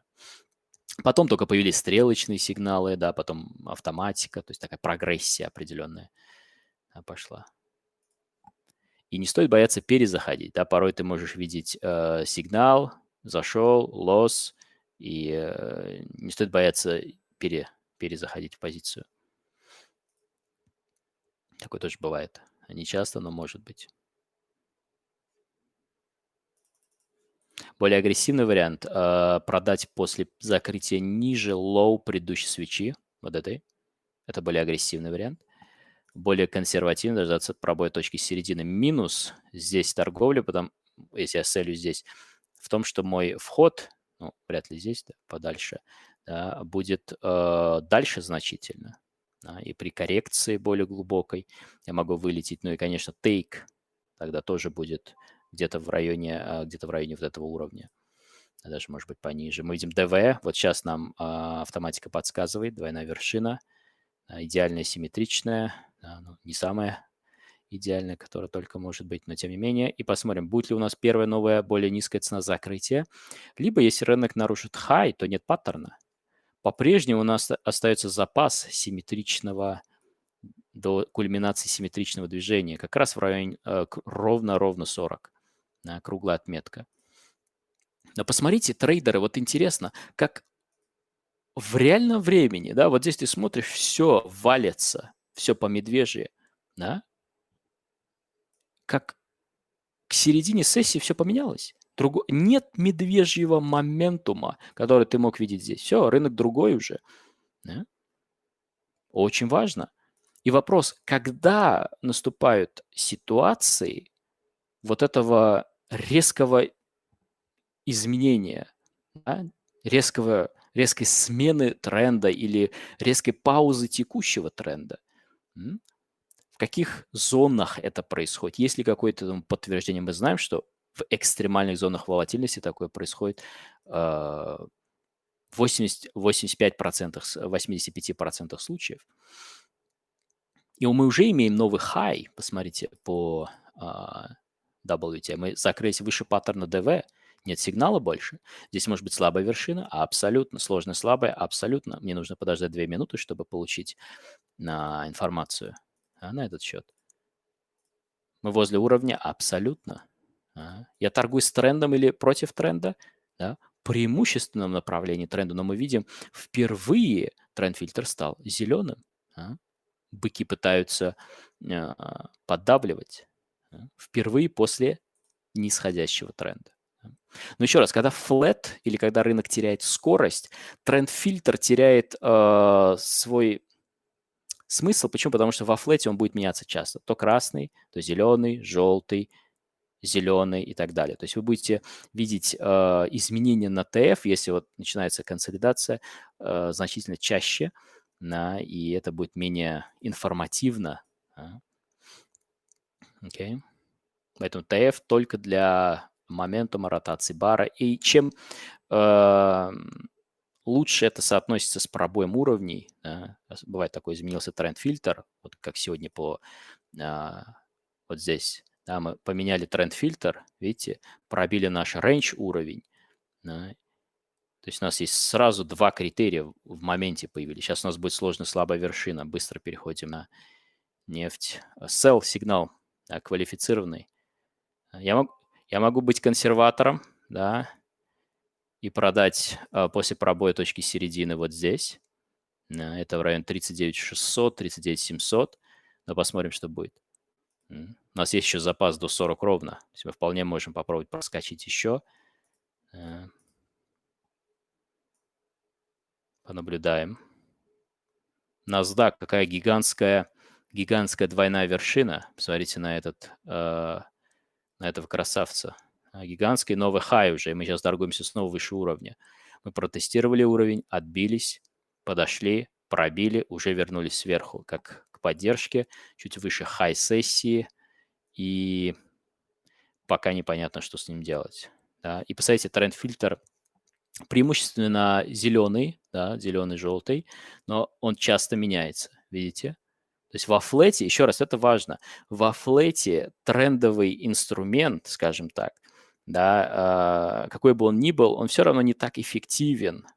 Да, и полагаться на него, что, ой, тренд-фильтр там красный, а мы селим, там продаем двойную вершину, слабую вершину и так далее, точнее покупаем, да, это будет естественно, потому что во флете постоянные изменения будут происходить. И лучший способ торговать flat – структура. Селишь high, покупаешь low. Пробоем можно торговать, но, как правило, ничем это не заканчивается. Поэтому многие трендовые трейдеры, которые торгуют только по тренду, у них серия лоссов, когда рынок флетовый. И это, конечно, намного сложнее, да, торговать трендовые стратегии во флетовом рынке. Так, ну что, возвращаемся к WTI. Давайте дело поближе. Посмотрим, что здесь будет происходить. Есть небольшой запас. Причем рынок обратно мой уровень не пробил. Да? То есть если я консерватор или хочу дополнительно отфильтровать свой трейд, я могу дождаться пробоя точки вот этой, паттерна своего. То есть не паттерна, а обратно пробоя уровня. Понятно, да? То есть можно здесь накладывать какие-то дополнительные фильтры, критерии еще, да, если вы видите, допустим, что рынок продолжает двигаться. Контр, да, вашей позиции. Как здесь мы видим преимущественно белые бары, все белые бары, локальный моментум. Посмотрим. Я в любом случае буду готов перезайти выше, если вдруг рынок дернется. Но пока технически предпосылок к этому нет. Еще мы не достигли 40 ровно, ключевая отметка. Да, практически у 40 ровно. Посмотрим. Давайте быстро к Gold. Что там происходит? По золоту я закончил. Посмотрите, как только рынок пробил, тут же обратно. Да. Тут же обратно. И здесь у меня есть консолидация. Давайте быстренько к золоту. И здесь у меня есть консолидация. Сейчас мы об этом с вами будем говорить. Хотя мы уже ее пробили. Давайте посмотрим, удастся ли рынку пробить лоу дня. Лоу дня вчерашнего. Хотя есть еще самое низкое значение слева. Давайте посмотрим. То есть не стоит слишком спешить. Да? Порой ты можешь, все, обратно, пробой, sell. Не-не-не, не спеши. Пока нет.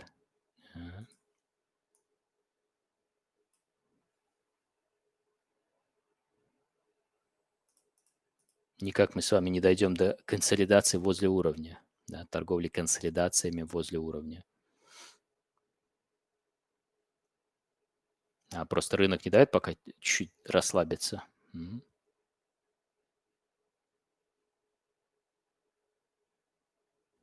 Мы видим здесь несколько точек касания, да, сверху раз-два, снизу раз-два. И вот была попытка пробить вниз сейчас, и пока застряли, да, в неопределенности. Лоу вчерашнего, лоу сессии, и это может быть лоу дня, да, даже сегодняшнего. Нет, трейдеры? Возможно. Лоу дня по золоту.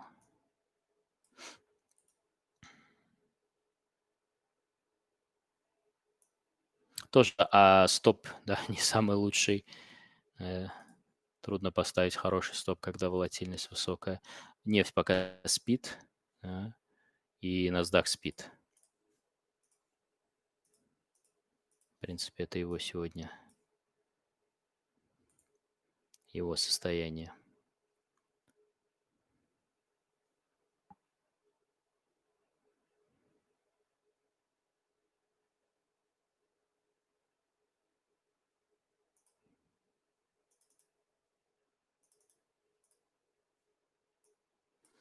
Если sell состоится, опять нет, здесь нет трейда. Мой стоп опять внутри зоны. Да. Хоть впору ставь 40 пунктов стоп. И не парься. Не буду ставить 40 пунктов стоп. У нас есть close закрытие ниже лоу вчерашнего и недалеко от лоу сегодняшнего дня. Посмотрим, будет ли более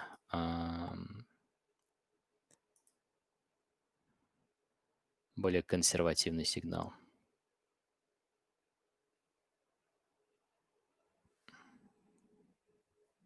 Был вопрос по соотношению. Мы тоже сегодня обсудим риска к прибыли.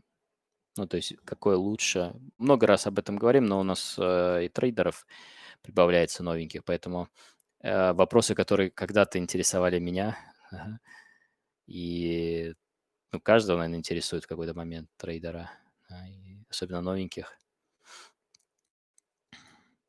Я нашел оптимальные параметры, да, но это не значит, что они обязательно должны быть такими. Секунду, сейчас. И могут быть теми, которые вы находите для себя. Стрелочный по золоту, прямо возле зоны, пока нет.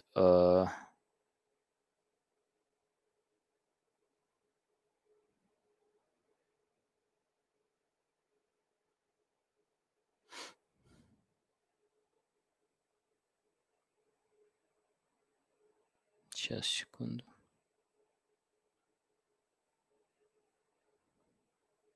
Угу. Возвращаемся. Так, ну что, золото пытается делать новый лоу. Угу.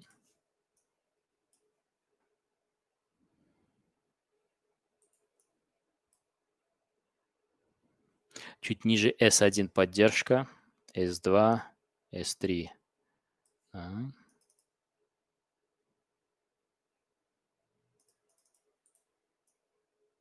50 пунктов наверх пробили.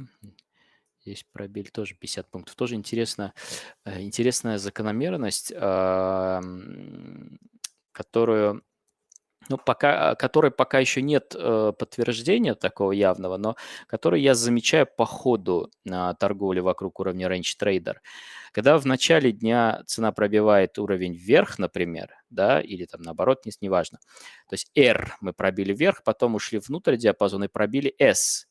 Расстояние, на которое мы пробили R наверх, как правило, одинаковое с расстоянием, которое мы пробили S вниз. И это парадоксально, насколько во флетовых деструктивных рынках такое присутствует.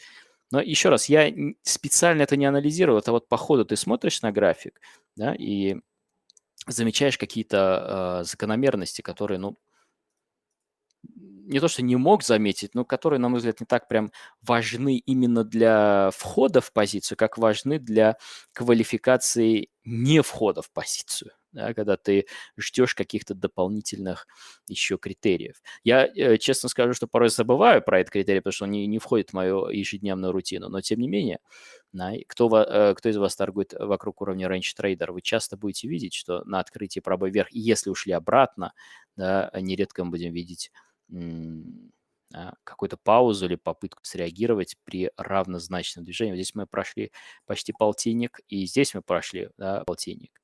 Посмотрим, удержит ли трейдеры эту зону. Как раз это лоу дня, лоу сессии сегодняшний, вот этот хвост.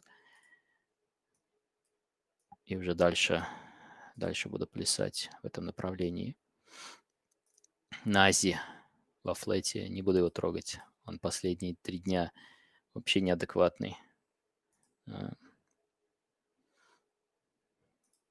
Возможно, кто-то из вас замечал эти тенденции. Но я не склонен придавать этому значение, ну, потому что они, ну, во-первых, не такие частые, во-вторых, ну, как бы они могут только останавливать меня от возможной продажи, покупки на каких-то зонах, где рынок уже и так растянут, либо рынок во флете. Это возможно, да.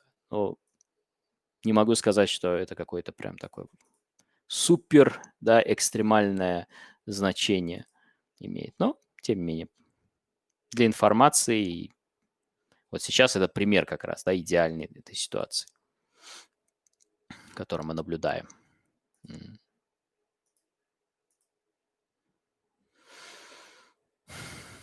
Что делать с Настей? Не знаю, что с ним делать. Понять или убить. Не знаю, 3-й день такой. Я его сглазил просто. Он так хорошо ходил эти дни. Я всегда говорил, что NASDAQ – это супер, да, инструмент. Ну, понятно, что вот опять же таки, да, период расширения диапазона все делают бабки, да, ну, как правило, скажем так. Период сужения неопределенности деструктивного рынка ты как бы либо сидишь ровно, либо Ну, пытаешься как-то сбалансировать свои риски таким образом, чтобы глубоко не проседать. Но если тебя несет и сносит тебе крышу, или ты тупо уперся в правила и продолжаешь шпарить по правилам, когда контекст на рынке просто не подходит для этого, то ты также впадаешь в крайность. Есть трейдеры, которые начинают шпарить, торговать. Ой, у меня есть сигнал. Окей, проблем нет, у тебя есть сигнал. Хорошо же. Посмотри, в каком контексте, и задай себе ключевой вопрос. Это ли тот сигнал, который лучше всего работает в том контексте, в котором который сейчас на рынке наблюдается. Да. Посмотри на тренд-фильтр, посмотри отношение цены к уровню, насколько твой стоп будет удален от зоны. Да, вот на такие моменты. Понятно, что будут ситуации, да, когда там ты где-то входишь все равно, невзирая на это. Но в целом, да, мы не берем какие-то каждый случай, прям тоже не надо из этого делать какой-то, да, там, с ума сходить по этому поводу. Но тем не менее, то есть чуть проще подходить к этому. Потому что со злобы, торгуя по правилам, вы впадаете в крайность и еще больше усугубляете ситуацию. Понятно, да? Просто рынок может быть неблагоприятный, а вы его все равно прессингуете своими правилами. Мгм.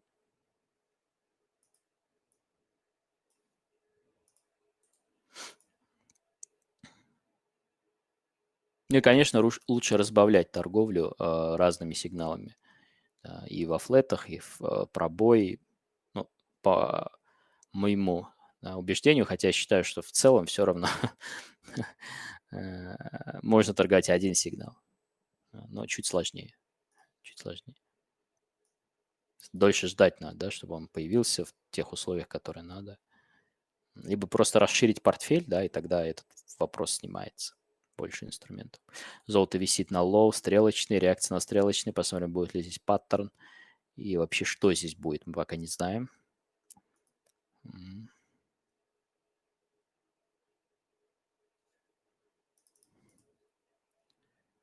Так, NASDAQ ползет, нефть.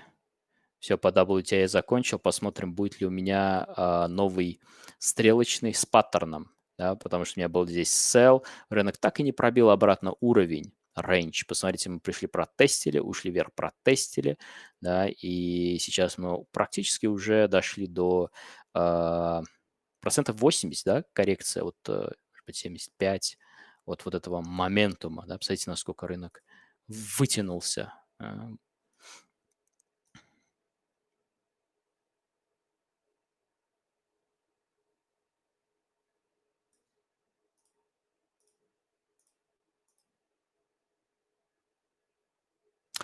Давайте, пока минута-другая есть, по поводу соотношения.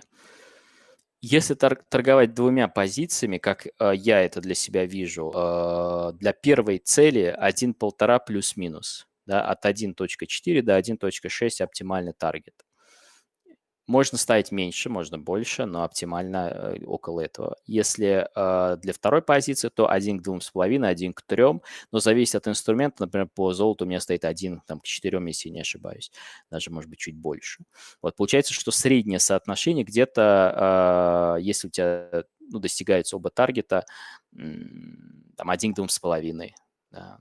Или вообще самое среднее соотношение, скажем так, 1 к 2. Да.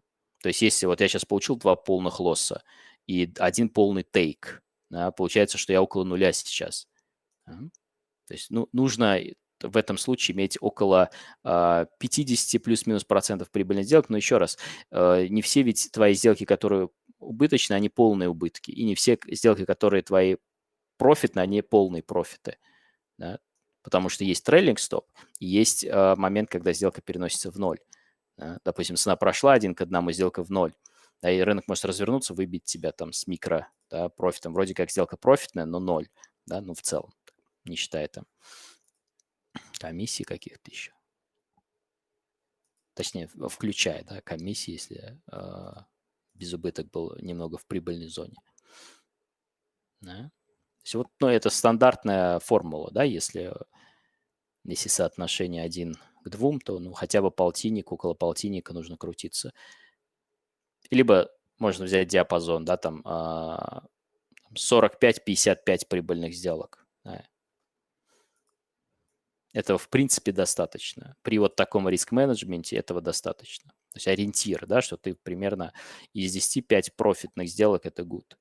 Если у вас 50% прибыльных сделок в среднем, да, и вы все равно не получается, то, скорее всего, дело в том, что вы просто, тейков нет.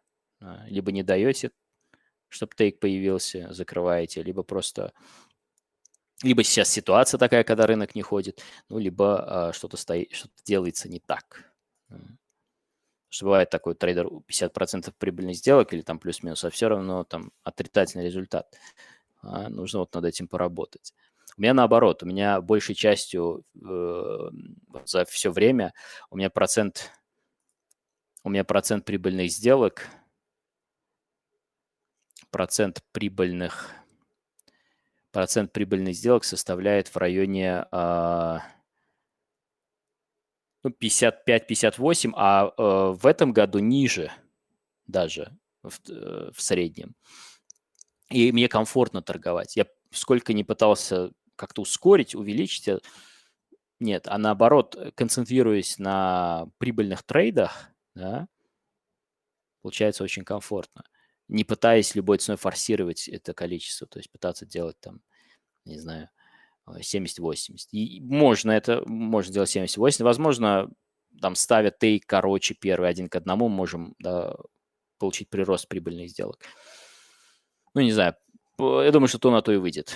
Да. Но, с другой стороны, это может дать тебе больше уверенности, то есть ты себя будешь чувствовать более уверенно, закрывая больше прибыльных сделок. Тоже важный момент для психологии, кому-то это важно. Я привык делать примерно от 40 до 60%. Вот мой рейндж, диапазон.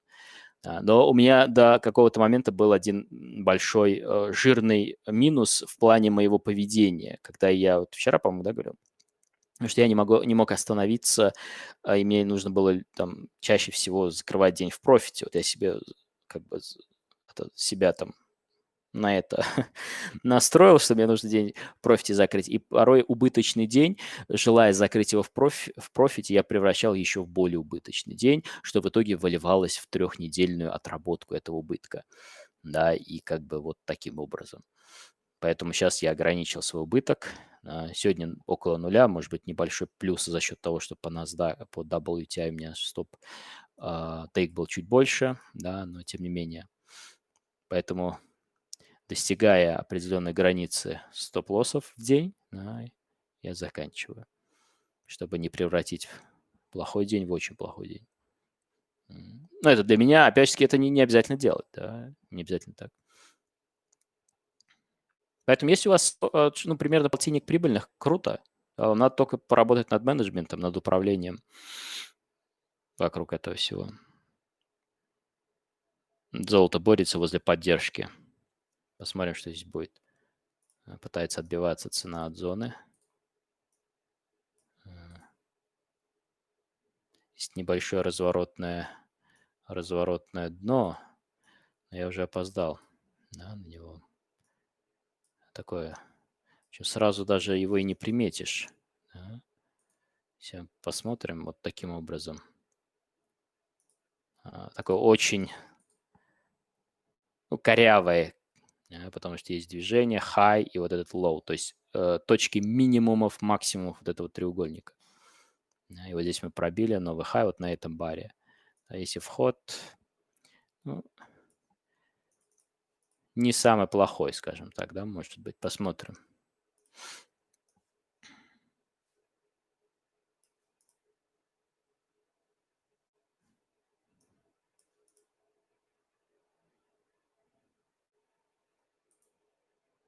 Я могу добавить сюда небольшой фильтр, да, уход выше максимума моего уровня, выше S.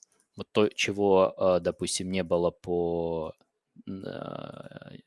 NASDAQ, говорю, WTI. Да, мы пробили, сложная слабая вершина, но нет закрытия ниже уровня. Да, потоптались, бум, ушли наверх. То есть это тоже может быть локальным фильтром, да, потому что сейчас рынок может, находясь под уровнем, продолжить движение вниз, да, по нисходящему тренду, тренд медвежий. Но если мы посмотрим отношение цены к уровням, то мы видим, что цена на самом деле болтается внутри high-low, и вначале тоже мы говорили, что тренд бычий, и тут же он стал медвежий. Да, потому что в деструктивном рынке это часто происходит. Туда, сюда, туда, сюда, туда, сюда. Поэтому это фильтр. Да, один из вариантов, как я могу отфильтровать эту позицию. Разворотное дно. Посмотрим.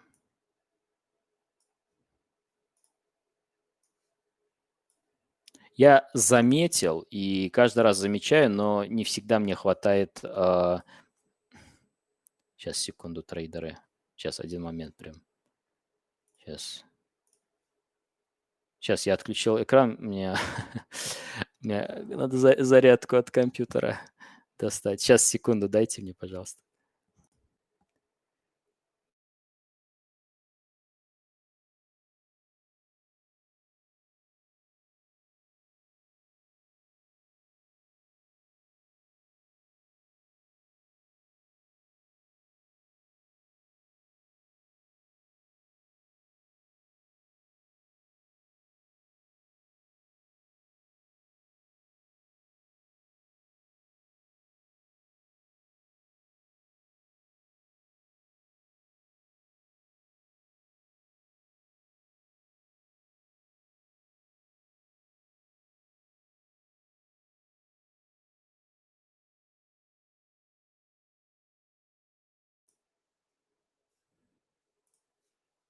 Возвращаемся, чтобы видеть вас. Сейчас я включу компьютер.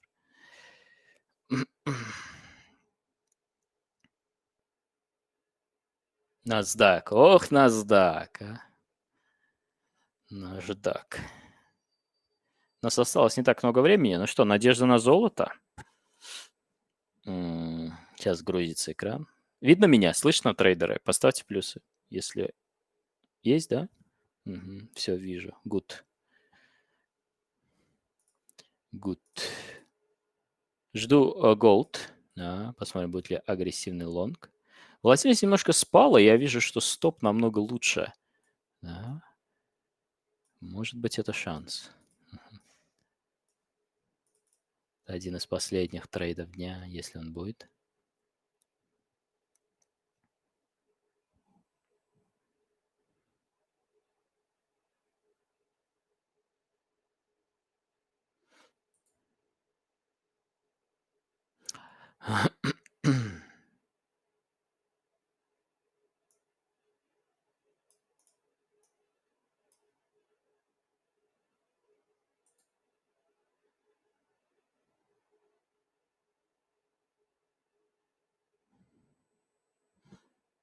Нефть все, да, замерзла. Посмотрите, в моменте прям.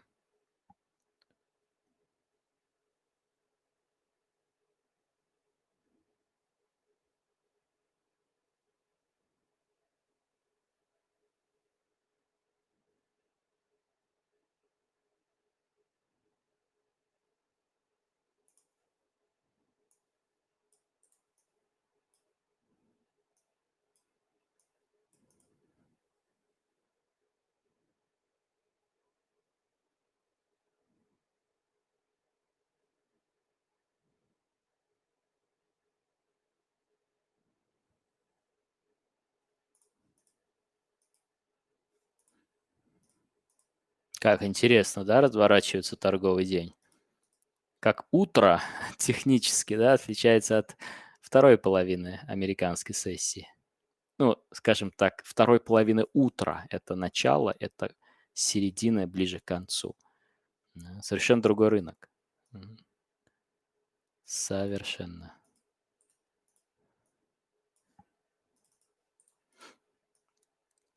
Так, ну что, будет ли клоус выше?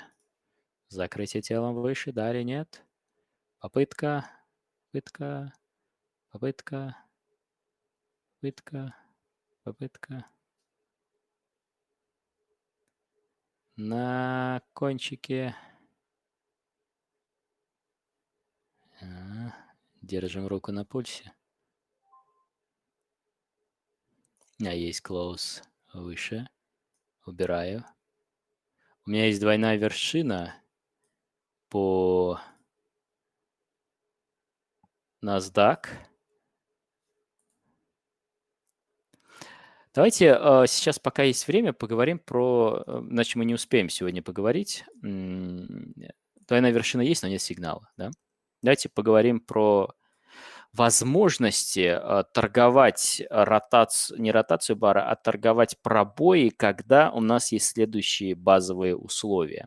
Вот, кстати, здесь сигнал был по NASDAQ, и вы можете эту технику себе тоже не то что добавить, а сначала прогнать, создать первый, ну, как бы какой-то базовый уровень уверенности, чтобы торговать дальше, да, а не так, что сел, торгуешь сразу. Это недостаточно. Вот смотрите, условия какие для того, чтобы торговать, да, пробои. Ну, во-первых, у нас ротация бара, то есть, по-другому скажу, цвет свечей, нет, не так. Если, надо всегда разговаривать языком программирования, да, когда роботу что-то даешь, если, да, если buy, ну, давайте так, если buy, давно не стучал на клавиатуре, поэтому. Если buy, то если я покупаю, то цвет свечей белый. Мы можем это обозначить как SS1, сигнал номер 1. Тренд-фильтр TF, TF, зеленый. И дальше, если у нас сигнал номер 1, цвет свечей белый, да, SS2 это получается TF зеленый. Дальше. Сюда же я могу добавить SS3.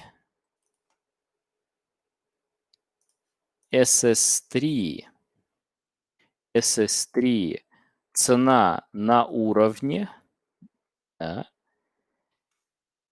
Допустим, если я... цена над уровнем сопротивления. Это будет SS3. И третий критерий, четвертый критерий, SS4 – это консолидация. SS4 – консолидация. То есть когда у нас нет ротации бара, консолидация, когда у нас нет ротации бара, но есть вот эти условия. Вот, например, да, потому что я какое-то время торговал эту технику, потом как-то забросил, да, и остались эти ротации бара, но тем не менее, она имеет право на жизнь, и в хороших трендах порой просто не происходит чередование свечей. Вы видите, одни бары одного цвета и шпарит, да, и как бы ты не можешь капитализироваться. Ждешь ротации, и нет. И нет паттернов, нет стрелочных, вообще здесь ничего нет. Вот это прям такой очень чистый пример. Я, скорее всего, с августа, ну, учитывая, что завтра заключительный торговый день месяца, с августа начну, да, их активно отслеживать. И здесь мы видим, что цвет свечей белый, да, ТФ зеленый, да. Цена над уровнем. Последовательность вы можете как бы под свой лад, да, сделать. Это не так обязательно, не так критично, как угодно. Цена над уровнем сопротивления, консолидации. Консолидация – это что? Мы должны постараться проще сформулировать критерии консолидации. Это, как правило, минимум 4-5 точек касания. Да? 5 high, точнее, там 2 на макушке, 2 внизу. И форма может быть разная. Она может быть треугольная, может быть прямоугольная, может быть какой-то такой, любой формы, короче. Может расширяющийся треугольник быть. И вот здесь мы видим, да, с вами. Раз, два внизу, точнее наверху, и раз, два внизу. То есть 2 точки касания. Да, сверху, 2 снизу, 4 всего. Это минимум, минимальное требование, не меньше. В идеале вообще 5 точек касания. Обычно 5 самые такие сочные. То есть мы имеем однотипные бары, мы имеем тренд-фильтр, мы имеем консолидацию раз, два, три, 4, и цена на уровне, а точнее над уровнем, да, естественно, в момент сигнала. И вот у нас точка buy. Okay? То есть вот таким образом. То есть когда нет никаких других сигналов, да, чтобы торговать. Но то же самое сегодня по NASDAQ. Да. Могли увидеть брейк, но не было похожей ситуации. И важно, тренд-фильтр должен быть соответствующий. Бары белый, тренд-фильтр зеленый, бары черный, тренд-фильтр красный. Поэтому погоняйте график свой, Да, и посмотрите, как часто такое происходит, и вообще, насколько это имеет место быть. Я удалю все это дело. То есть, когда, допустим, то есть первый ваш фокус внимания на черных или серии или продолжительном периоде черных-белых свечей, так проще будет. Вот, допустим, вот так идем, сразу вот здесь, оп, я увидел, ага, отлично. Вот я заметил какую-то предпосылку, возможно. Из того, что я сейчас набирал, вот эти условия, да, как бы что-то похожее здесь высветилось. Окей, давайте считать. Тренд-фильтр зеленый, да. Бары белые, да. Мгм. Да, если я использую там уровень со старшего таймфрейма, очевидно, здесь его пробили, да, потому что у меня поменялся тренд-фильтр. Да, я даже могу не использовать там никакие там, дополнительные еще уровни, потому что тренд-фильтр включает в себя уровни, да. Дальше. Имею ли я минимум 4 точки касания, да, здесь? Да, сверху 2, здесь 2. Окей. Здесь мы видим такой не расширяющийся, а очень аккуратный треугольник. Вот такие самые лучшие. Почему? Потому что они, ну, на мой взгляд, дают самую четкую точку для ручного стоп-лосса, да, либо для стоп-лосса, который ты можешь потом ужесточить за этот лоу. То есть вот они все условия. Теки я не собираюсь там менять, как они есть, так они есть пока, да, для этой техники пробойной, но тем не менее. И вот так дальше идем. Идем, находим серию. Ну, я сейчас, естественно, могу какие-то пропускать. Вот период, когда ротация бара есть, да, ротация бара, ротация бара, ротация бара. То есть классический вариант. Да, идем, идем.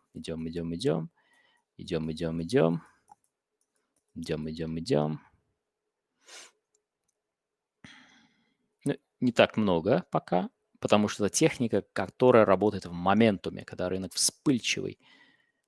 Да. Ну вот здесь даже мы видим черный бар, ротация бара, хотя здесь тоже была консолидация. Да. Но меня интересует ротация. Ротация – это такой сигнал, который, как правило, дает вам самый, ну, не всегда, не в 100% случаев, но, как правило, один из лучших входов ранних, да, раньше, чем даже даст вам брейк, пробой.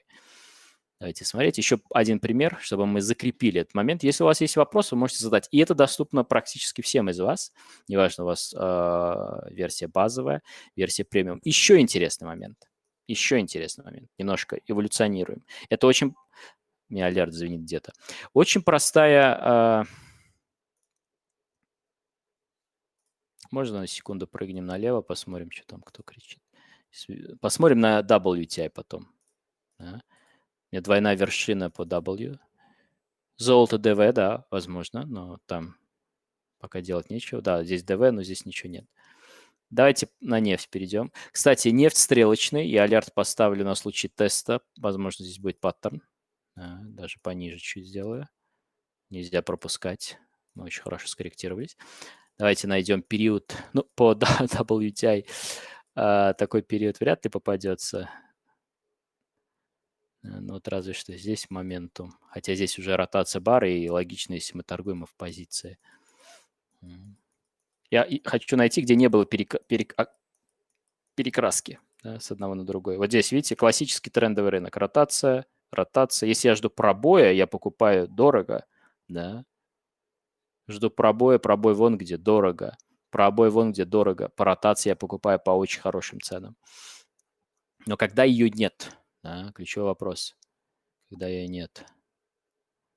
Эти прямоугольники – это как раз то, что вы видели здесь, помните? Вот здесь вчера история такая была, кнопки на вчерашней сессии. Кнопки оказались неудобными. Для меня не зашло мне, потому что каждый раз надо отвлекаться, дергаться и самому интерпретировать эти кнопки, а это сейчас делает робот. Это пока сырая версия, она еще не готова, торговля на пробоях. Как только появляются условия для торговли на пробой, он рисует прямоугольник, да, и кричит алерт, что «Hey, sell», или там «Buy», да, на брейкауте. Вот. Но пока здесь еще в стадии работы. То есть мне не нужно самому интерпретировать, он просто мне говорит, здесь пробой, допустим, вот, по-моему, один из алертов, несколько алертов сегодня я проверял, если они остались. Вот, состоялся пробой вниз. Ну, как выглядит конечный алерт. Состоялся пробой вниз. Ну, вот из того, что сегодня смотрел. Я не торговал, естественно, потому что это еще проверяется. Вот. Это намного проще, чем каждый раз ты смотришь, так, огонек загорелся, второй жду огонек. Это напрягает, потому что это, хотя мне казалось, что нет. Видите, насколько мы можем быть неадекватны, поэтому так важно моделировать, тестировать, проверять и в реальных условиях смотреть. Тебе может не заходить торговля на пробой, а ты ее все равно шпаришь упорно. Да, ты можешь этому научиться, но, может быть, сначала торговать то, что тебе более свойственно, то, что ложится в модель твоих убеждений, что комфортно торговать на рынке, например, коррекции, или, например, только по тренду там после пробоя консолидации, если это в твоей модели мышления, да, укладывается в твою модель мышления. А контртренд ты там, нет, да не надо торговать контртренд. Понимаете, да, вот это момент интересный. Поэтому это такая штука, которая я пока не буду забегать вперед, не буду слишком на нее там клише какой-то вещь, что круто, не круто, не знаю. Но вот то, что было здесь слева, ушло сюда наверх, и теперь это вот такие прямоугольники. И что самое интересное, они имеют очень широкий вариативный настройки. Можем регулировать все, что угодно, как угодно. Вот такие моменты особенно хороши. Моментум, как из рога изобилия. Да, но, тем не менее, нужно работать над этим. Ну, возвращаясь к нашей теме, да. Кстати, это интересная штука, как вы считаете? Потому что это просто было вообще не алё. Да, хотя я когда только придумал эту идею, я так загорелся, думаю, блин, крутяк вообще, тема. А как начал торговать в реале, думаю, шляпа полная, да. Как бы постоянно дергаешься. То есть часто тебе нужно предвкушать какое-то событие, да. То есть ты как бы ждешь, пока ты ждешь уже там, я не знаю, ну, то есть напряг сплошной. А это нет, тебе просто алерт, sell, чувак. Ты селишь? Нет вообще. Ты как бы определись. Вот примерно так. Но пока это все в разработке еще. В принципе, неплохие, да, были показатели, да, в целом, но пока работаем над этим. Ладно, понятно, да, вот с этим, с новой, про треугольники, про прямоугольники сказал. Теперь еще раз к моменту, да, когда начинается ускорение тренда, да, вот цель вот такие находить моментумы. То есть он тебе говорит sell, sell, sell, sell, sell, sell. Можно с тренд-фильтром еще, кстати, корреляцию делать. Да. Ладно. Ну, нефть не самый сейчас идеальный пример, потому что он спит. Не самый идеальный инструмент. Ну ладно. Видите, вот этих, возвращаясь к предыдущей теме, вот этих пробойных техник, ну, когда прет, да, не прямоугольников, то, что эта программа делает, а именно пробойных техник не так много, да, сигналов, но они очень интересны, поэтому я их тоже в свой трейдинг добавляю, потому что, ну, они раньше были, но как-то так все. То есть они показывают высокую вероятность отработки, во-первых, а во-вторых, это трендовый сигнал. То есть мы находим еще один способ, да, торговать трендовый сигнал. Но не находим, он есть. Кстати, вы знаете, пока я с вами общался вот сейчас, и я смотрю снова на этот график, вот насколько человеческий глаз может быть замылен. Вот я смотрю сейчас на график WTI и вижу двойную вершину, идеальную, симметричную, но с аномальным расположением стрелочного сигнала. Стрелочный всегда на левой, в процентах там 2, может быть, 1% из всех сделок стрелочный на правой стороне. И это на самом деле квалифицированный сигнал, если рынок пробьет лоу паттерна, точку середины. Да, здесь может образоваться наш классический сигнал, но тем не менее он здесь есть. Да, это, ну, об этом мы не говорим практически, потому что, ну, это самое редкое явление, да, когда мы видим идеальную симметричную вершину и на правой стороне стрелочный. Да, обычно стрелочный, реакция, паттерн, а здесь реакция, паттерн, стрелочный. Немножко, видите, последовательность другая. Но не стоит акцентировать на этом внимание. Эти сигналы вы будете видеть, ну, может, 1 раз, 2 раза в месяц, да, и то, наверное, если будете смотреть на весь рынок, ну, в течение всего дня на график. Так что это sell, если мы пробьем low. Да, если рынок придет сюда и сформирует паттерн, аналогично для вот этого low, если, да, отсюда сейчас будет расти. Это перезаход после sell здесь. То есть сегодня 2 трейда по W, один sell momentum трендовый, оба таргета достигнуты, и затем sell здесь, более агрессивный, хотя, да, в направлении потока здесь лосс. И третий может быть здесь. Мы видим еще выше мой уровень range, откуда, да, пришли большие профиты. 40-336, но туда еще пока рынок не пришел. В общем, жду. Это заключительный трейд дня, скорее всего, потому что время без 10. Да. Ну вот, посмотрим. То есть задача торговли на пробой, вот то, что я говорил про прямоугольники, то, что я говорил про вот эти консолидации, да, которые можно в рамках ротации, ну, вот ротация, тренд-фильтр, да, использовать и отношение цены к уровню. Это, ну, мы стараемся сделать пробой максимально объективным. То есть иметь какой-то гид, да, скажем так, подсказку или какую-то последовательность. Понятно, что стрелочный плюс паттерн или сама по себе ротация бара в разы более объективна, чем торговля фигурами, да, вот этими, не считая, если это делает автоматика, потому что все равно так или иначе это остается на наш взгляд. Да, но когда у тебя есть вот этот гид, 1, 2, 3, 4, то, в принципе, процесс нахождения, поиска, определения этого паттерна становится очень легким и простым. Да? Понятно, да? Кто понимает, о чем идет сейчас речь, трейдеры? Кто новенький, кому что-то непонятно? Напишите, пожалуйста, что вам непонятно. Где-то алерт звенит. Кто у меня кричит?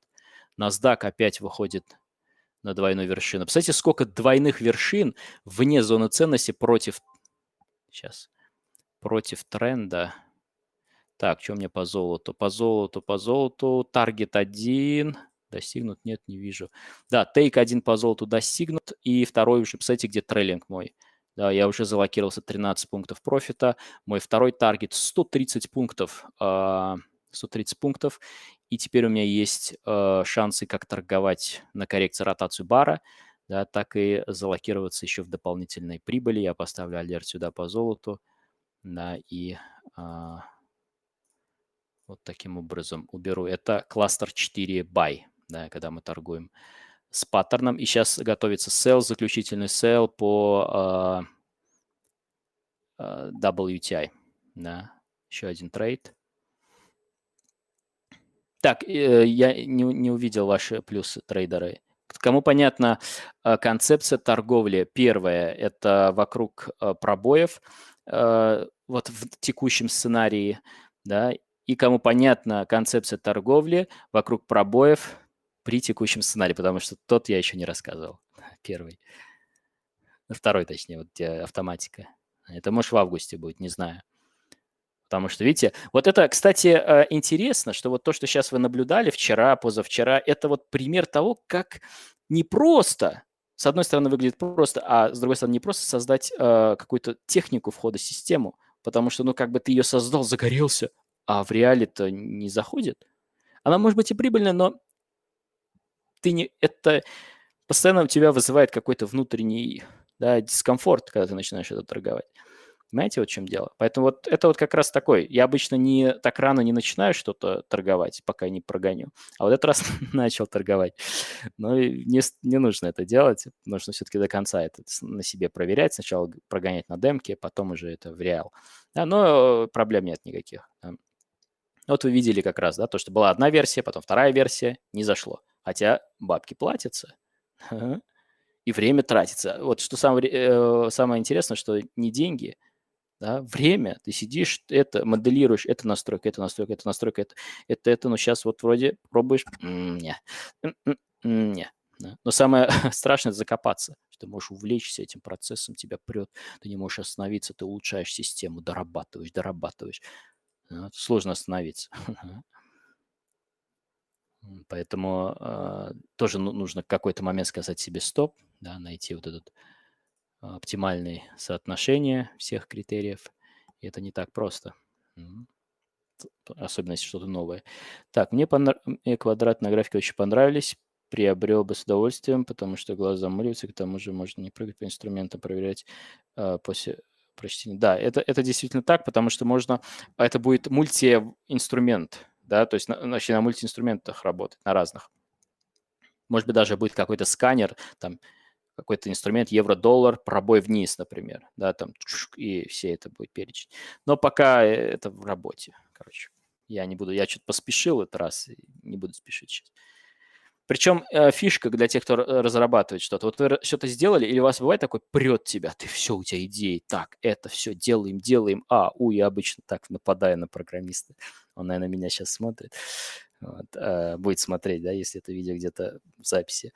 Я нападаю, все, давайте программировать.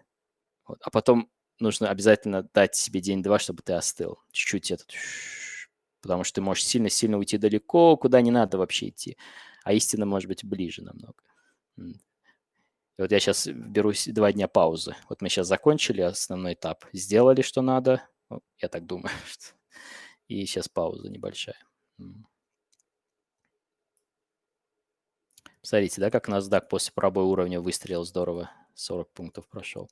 Без ротации бара как раз. Да. И сейчас подходит цена к моему уровню range. И вот это интересно. Давайте чуть побудем в эфире, минут 5-7. У нас есть R1 сопротивление, хай вчерашнего дня, контртрендовый шорт. Да, возможно, если будет здесь тест уровня стрелочный. Нефть висит пока, да, нет сигналов. И давайте к золоту быстро. Золото восстанавливается, и мы видим черный бар. Посмотрим, будет ли потом белый, чтобы купить еще раз. Да, первый бай здесь, первый таргет, да, второй по трейлингу. Посмотрим, дойдет ли цена до него еще. Да, скорее да, чем нет. NASDAQ ползет хорошо, пополз.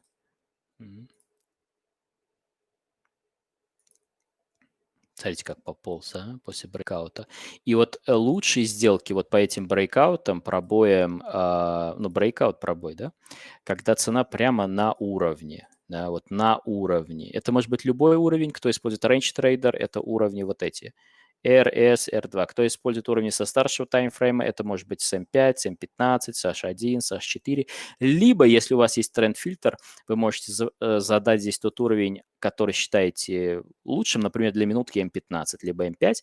И тогда уже, в принципе, хотя нет, вам надо будет иметь уровень на графике, чтобы видеть отношение цены, ведь тренд-фильтр может быть зеленым, а уровень там пониже, повыше, это все-таки визуально облегчит вам, да, задачу при принятии решения, с большей уверенностью вы его будете принимать, да, когда цена над уровнем, скажем так, да, или была на уровне, а когда пробила, стала над уровнем. Потому что если цена пробивает такой паттерн вниз, например, вот если мы здесь пробили бы вниз, то тренд-фильтр ни в коем случае бы не изменился, он бы остался либо зеленым, либо в худшем случае желтым. То есть у вас не будет обратной сделки против непонятного рынка.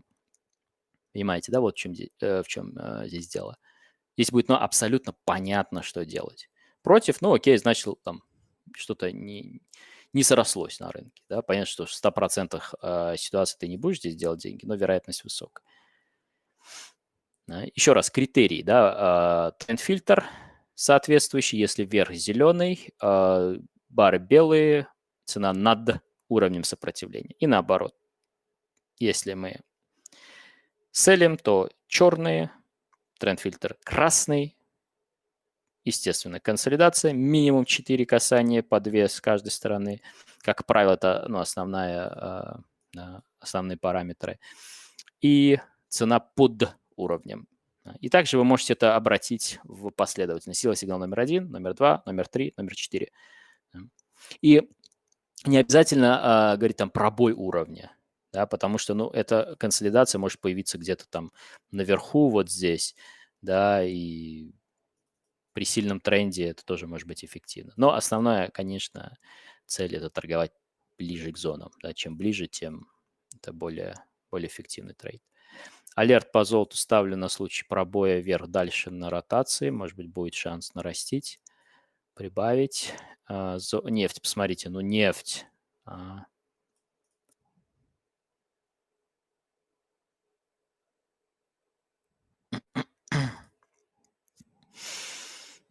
Вам кажется, что отработка прямоугольника будет в разы лучше, чем отработка паттернов?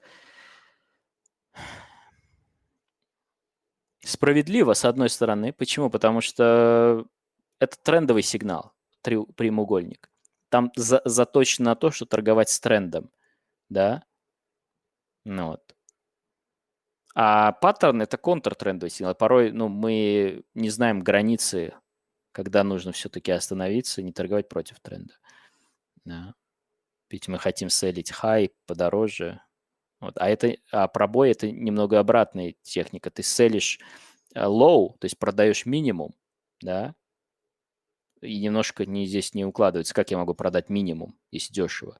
Да, поэтому нам свойственно стараться, это в голове так, продавать на макушке, то есть контртренд или покупать на низах контртренд. Это можно делать, нет в этом никакой проблемы, но если это происходит без должных навыков, вот у меня такой был период, когда я шпарил эти контртренды, вершины где-то в серединах тренда, а когда уже надо было все-таки входить, я и боялся это делать. Да. Но в рамках системы кластер-трейдера мы можем сказать, где лучше всего торговать против тренда. Это у экстремальных зон волатильности. Это самый, на мой взгляд, надежный способ, если вы хотите поймать резкий контртренд. Вот то, что мы видели сегодня по WTI, это не часто, ведь сильные тренды часто не случаются. Да, но если цена там, готовься к резкому движению чаще всего. То есть это вот единственное твердое, технически аргументированный, не знаю, паттерн, да, потому что эти уровни волатильности тоже своеобразный паттерн, на который можно положиться. А в остальных случаях, если это рейндж уровни, да, это R2 либо R3, хорошие зоны для контртренда. То есть вот таким образом.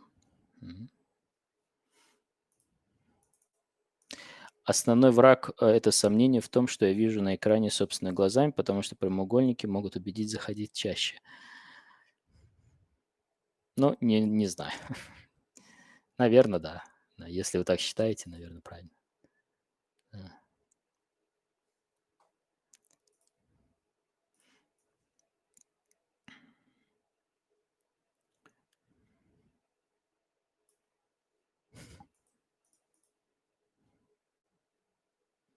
Вот сегодня мы дошли 200, даже ниже ушли, 233, ATR чуть ниже, и, посмотрите, как пушка.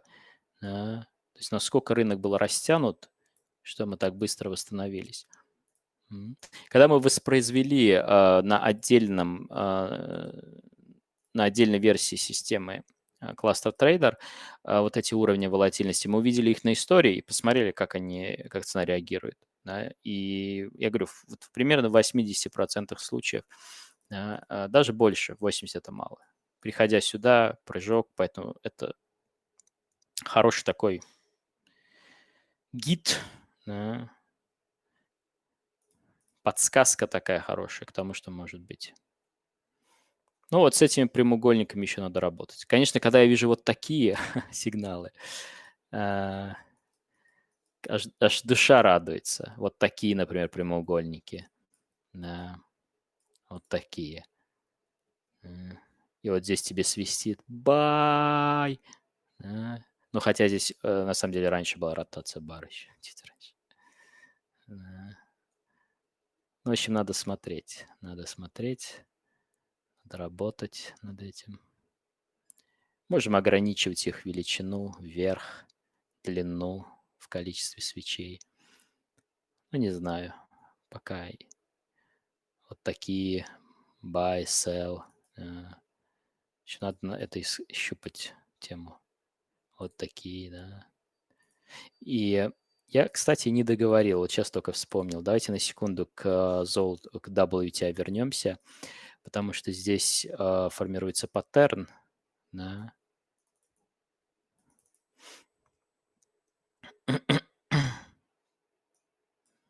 Имеется в виду, если рынок пробит low sell, и мы видим черный бар, ранний черный бар, но это ни о чем пока не говорит. Тренд-фильтр зеленый. Но как быстро рынок потерял волатильности. Сузился в моменте прям. Уровни волатильности должны быть неподвижны в течение дня. Нет, могут быть подвижны, если рынки экстремально волатильны, конечно. Они могут поджиматься. Если они поджимаются, что происходит очень редко, значит, все, там трэш на рынке творится. И, кстати, если они поджаты и цена, допустим, достигла, как недавно по золоту, по-моему, это было, high волатильности экстремального значения, отбилась от него и достигла low экстремального значения волатильности, ну, если у вас есть эти уровни, то можно торговать все, что угодно. То, как правило, дальше будет флэт в течение дня или, может быть, даже следующий день, потому что это, ну, растянули как только могли рынок. Вот если такое происходит, значит, можно торговать туда и сюда. Это раз, ну вот по золоту, наверное, первый раз за месяца полтора, может, чтобы и туда ушли. Вот на вот этом большом, да, баре 700 пунктов. Я готовлюсь селить. Стоп хороший за хай, скорее всего, будет. Закрылись. Я не вижу close ниже паттерна. Хотя мы закрылись ниже этого паттерна. Давайте я дождусь чистого close ниже вот этого low, и селю. Я не рассчитываю на большой таргет, потому что, как правило, да, мы с вами будем замечать после достижения экстремальных уровней волатильности, резинка, все, она уже не так натянута. И вот такое будет такой кисель, да, скажем. Поэтому мой здесь план селить, да, осталось совсем мало времени, торговать на возврат к ценности, ну, может быть, 30-40 пунктов, не более того. Да, здесь на больше я не рассчитываю. Давайте подождем. Это агрессивно тоже, как тот трейд.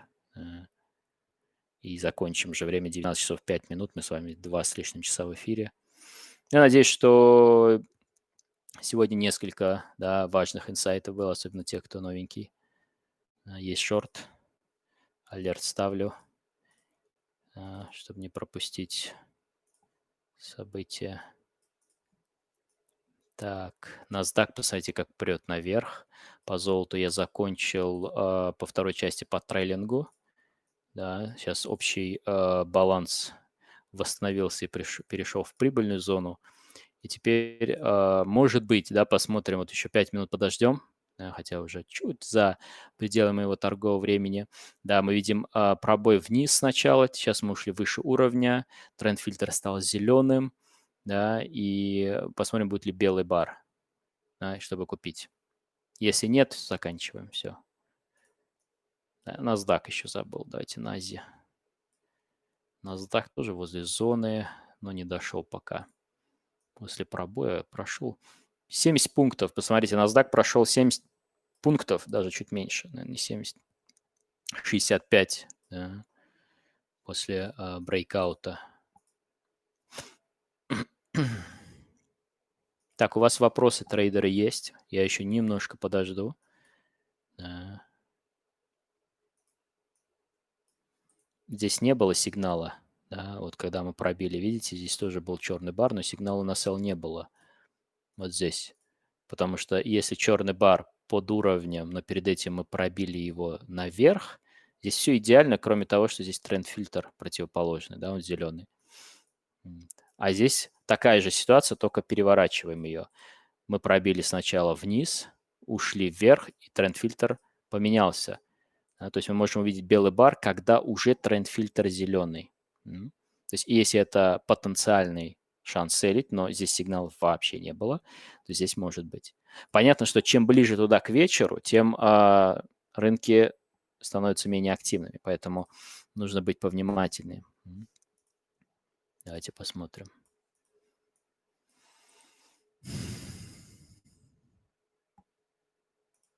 Хотя времени сколько у нас еще? Чуть есть. Будем ждать, да или нет? Устали, господа? Утомились сегодня? Или ждем? Ждем, да? Окей. Сегодня такой активный день, да, торговый? Много трейдов, много информации.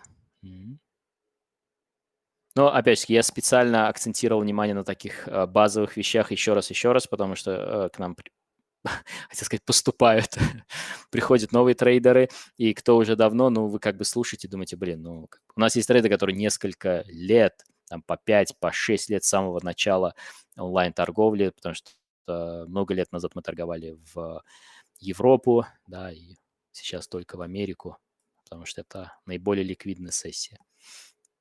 Ну и вообще в целом это единственная сессия, в которой я торгую. Нет проблемы торговать в Европу, пожалуйста. Но я торгую в Америку. Это мой временной отрезок, да, 4:30 до 7, но мы видим, что чуть больше. Это не так критично. Это точно заключительный трейд. Если он будет, мы видим, рынок пытается формировать белый бар. Борьба идет. Стоп. Стоп достаточно удален от этого лоу. Но когда вы торгуете внутри флета, скажем так, да, на ложном пробое по ротации бара, редко стоп будет прям вот где-то за уровнем, да, потому что обычно это где-то внутри консолидации сделка. Вот вчера у меня была еще одна сделка. Помните, вчера несколько трейдов было по золоту, но потом я купил вот здесь. Да, тоже по ротации бара, тренд-фильтр зеленый купил. И сделка крутилась, причем я ее оставил, да, перевел без убыток, и все-таки вылез по нулям. Буквально пару тиков до таргета цена не дошла. Потом там были новости, какие-то, хотя, видимо, сигналы также работали. Вчера по золоту прям все было так на грани, да, очень близко. Где-то туда чуть-чуть, где-то туда чуть-чуть. Да. Буквально там, я не знаю, спред, что ли, цена не дошла до таргета. Бум, опять без убыток, думаю, ах. Так, ну что, белый бар заканчиваем, трейдеры. Белый бар заканчиваем. Белый бар. Нет. Близко, но нет. Близко, но нет.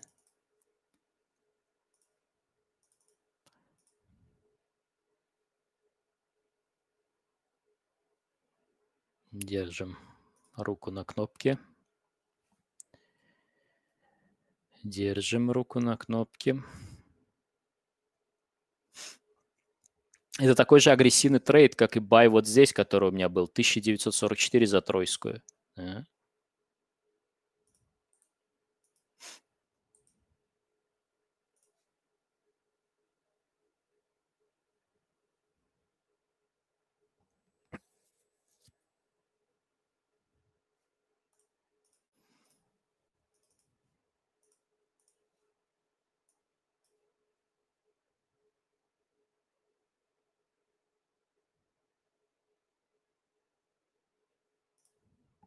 Угу. Есть бай. Так, убираю. Ну, NASDAQ не будем ждать, хотя здесь тоже может что-то быть. Нефть. Нефть по-прежнему ничего не делает. И, кстати, мы видим уже белый бар. Но пока здесь ничего. Так, ну что, спасибо. До вторника. Сегодня такой мы прям дали как следует газу. Хорошо поторговали, немножко поучились. И встретимся во вторник, как обычно, в то же самое время. Все, пока. Хороших выходных и до связи.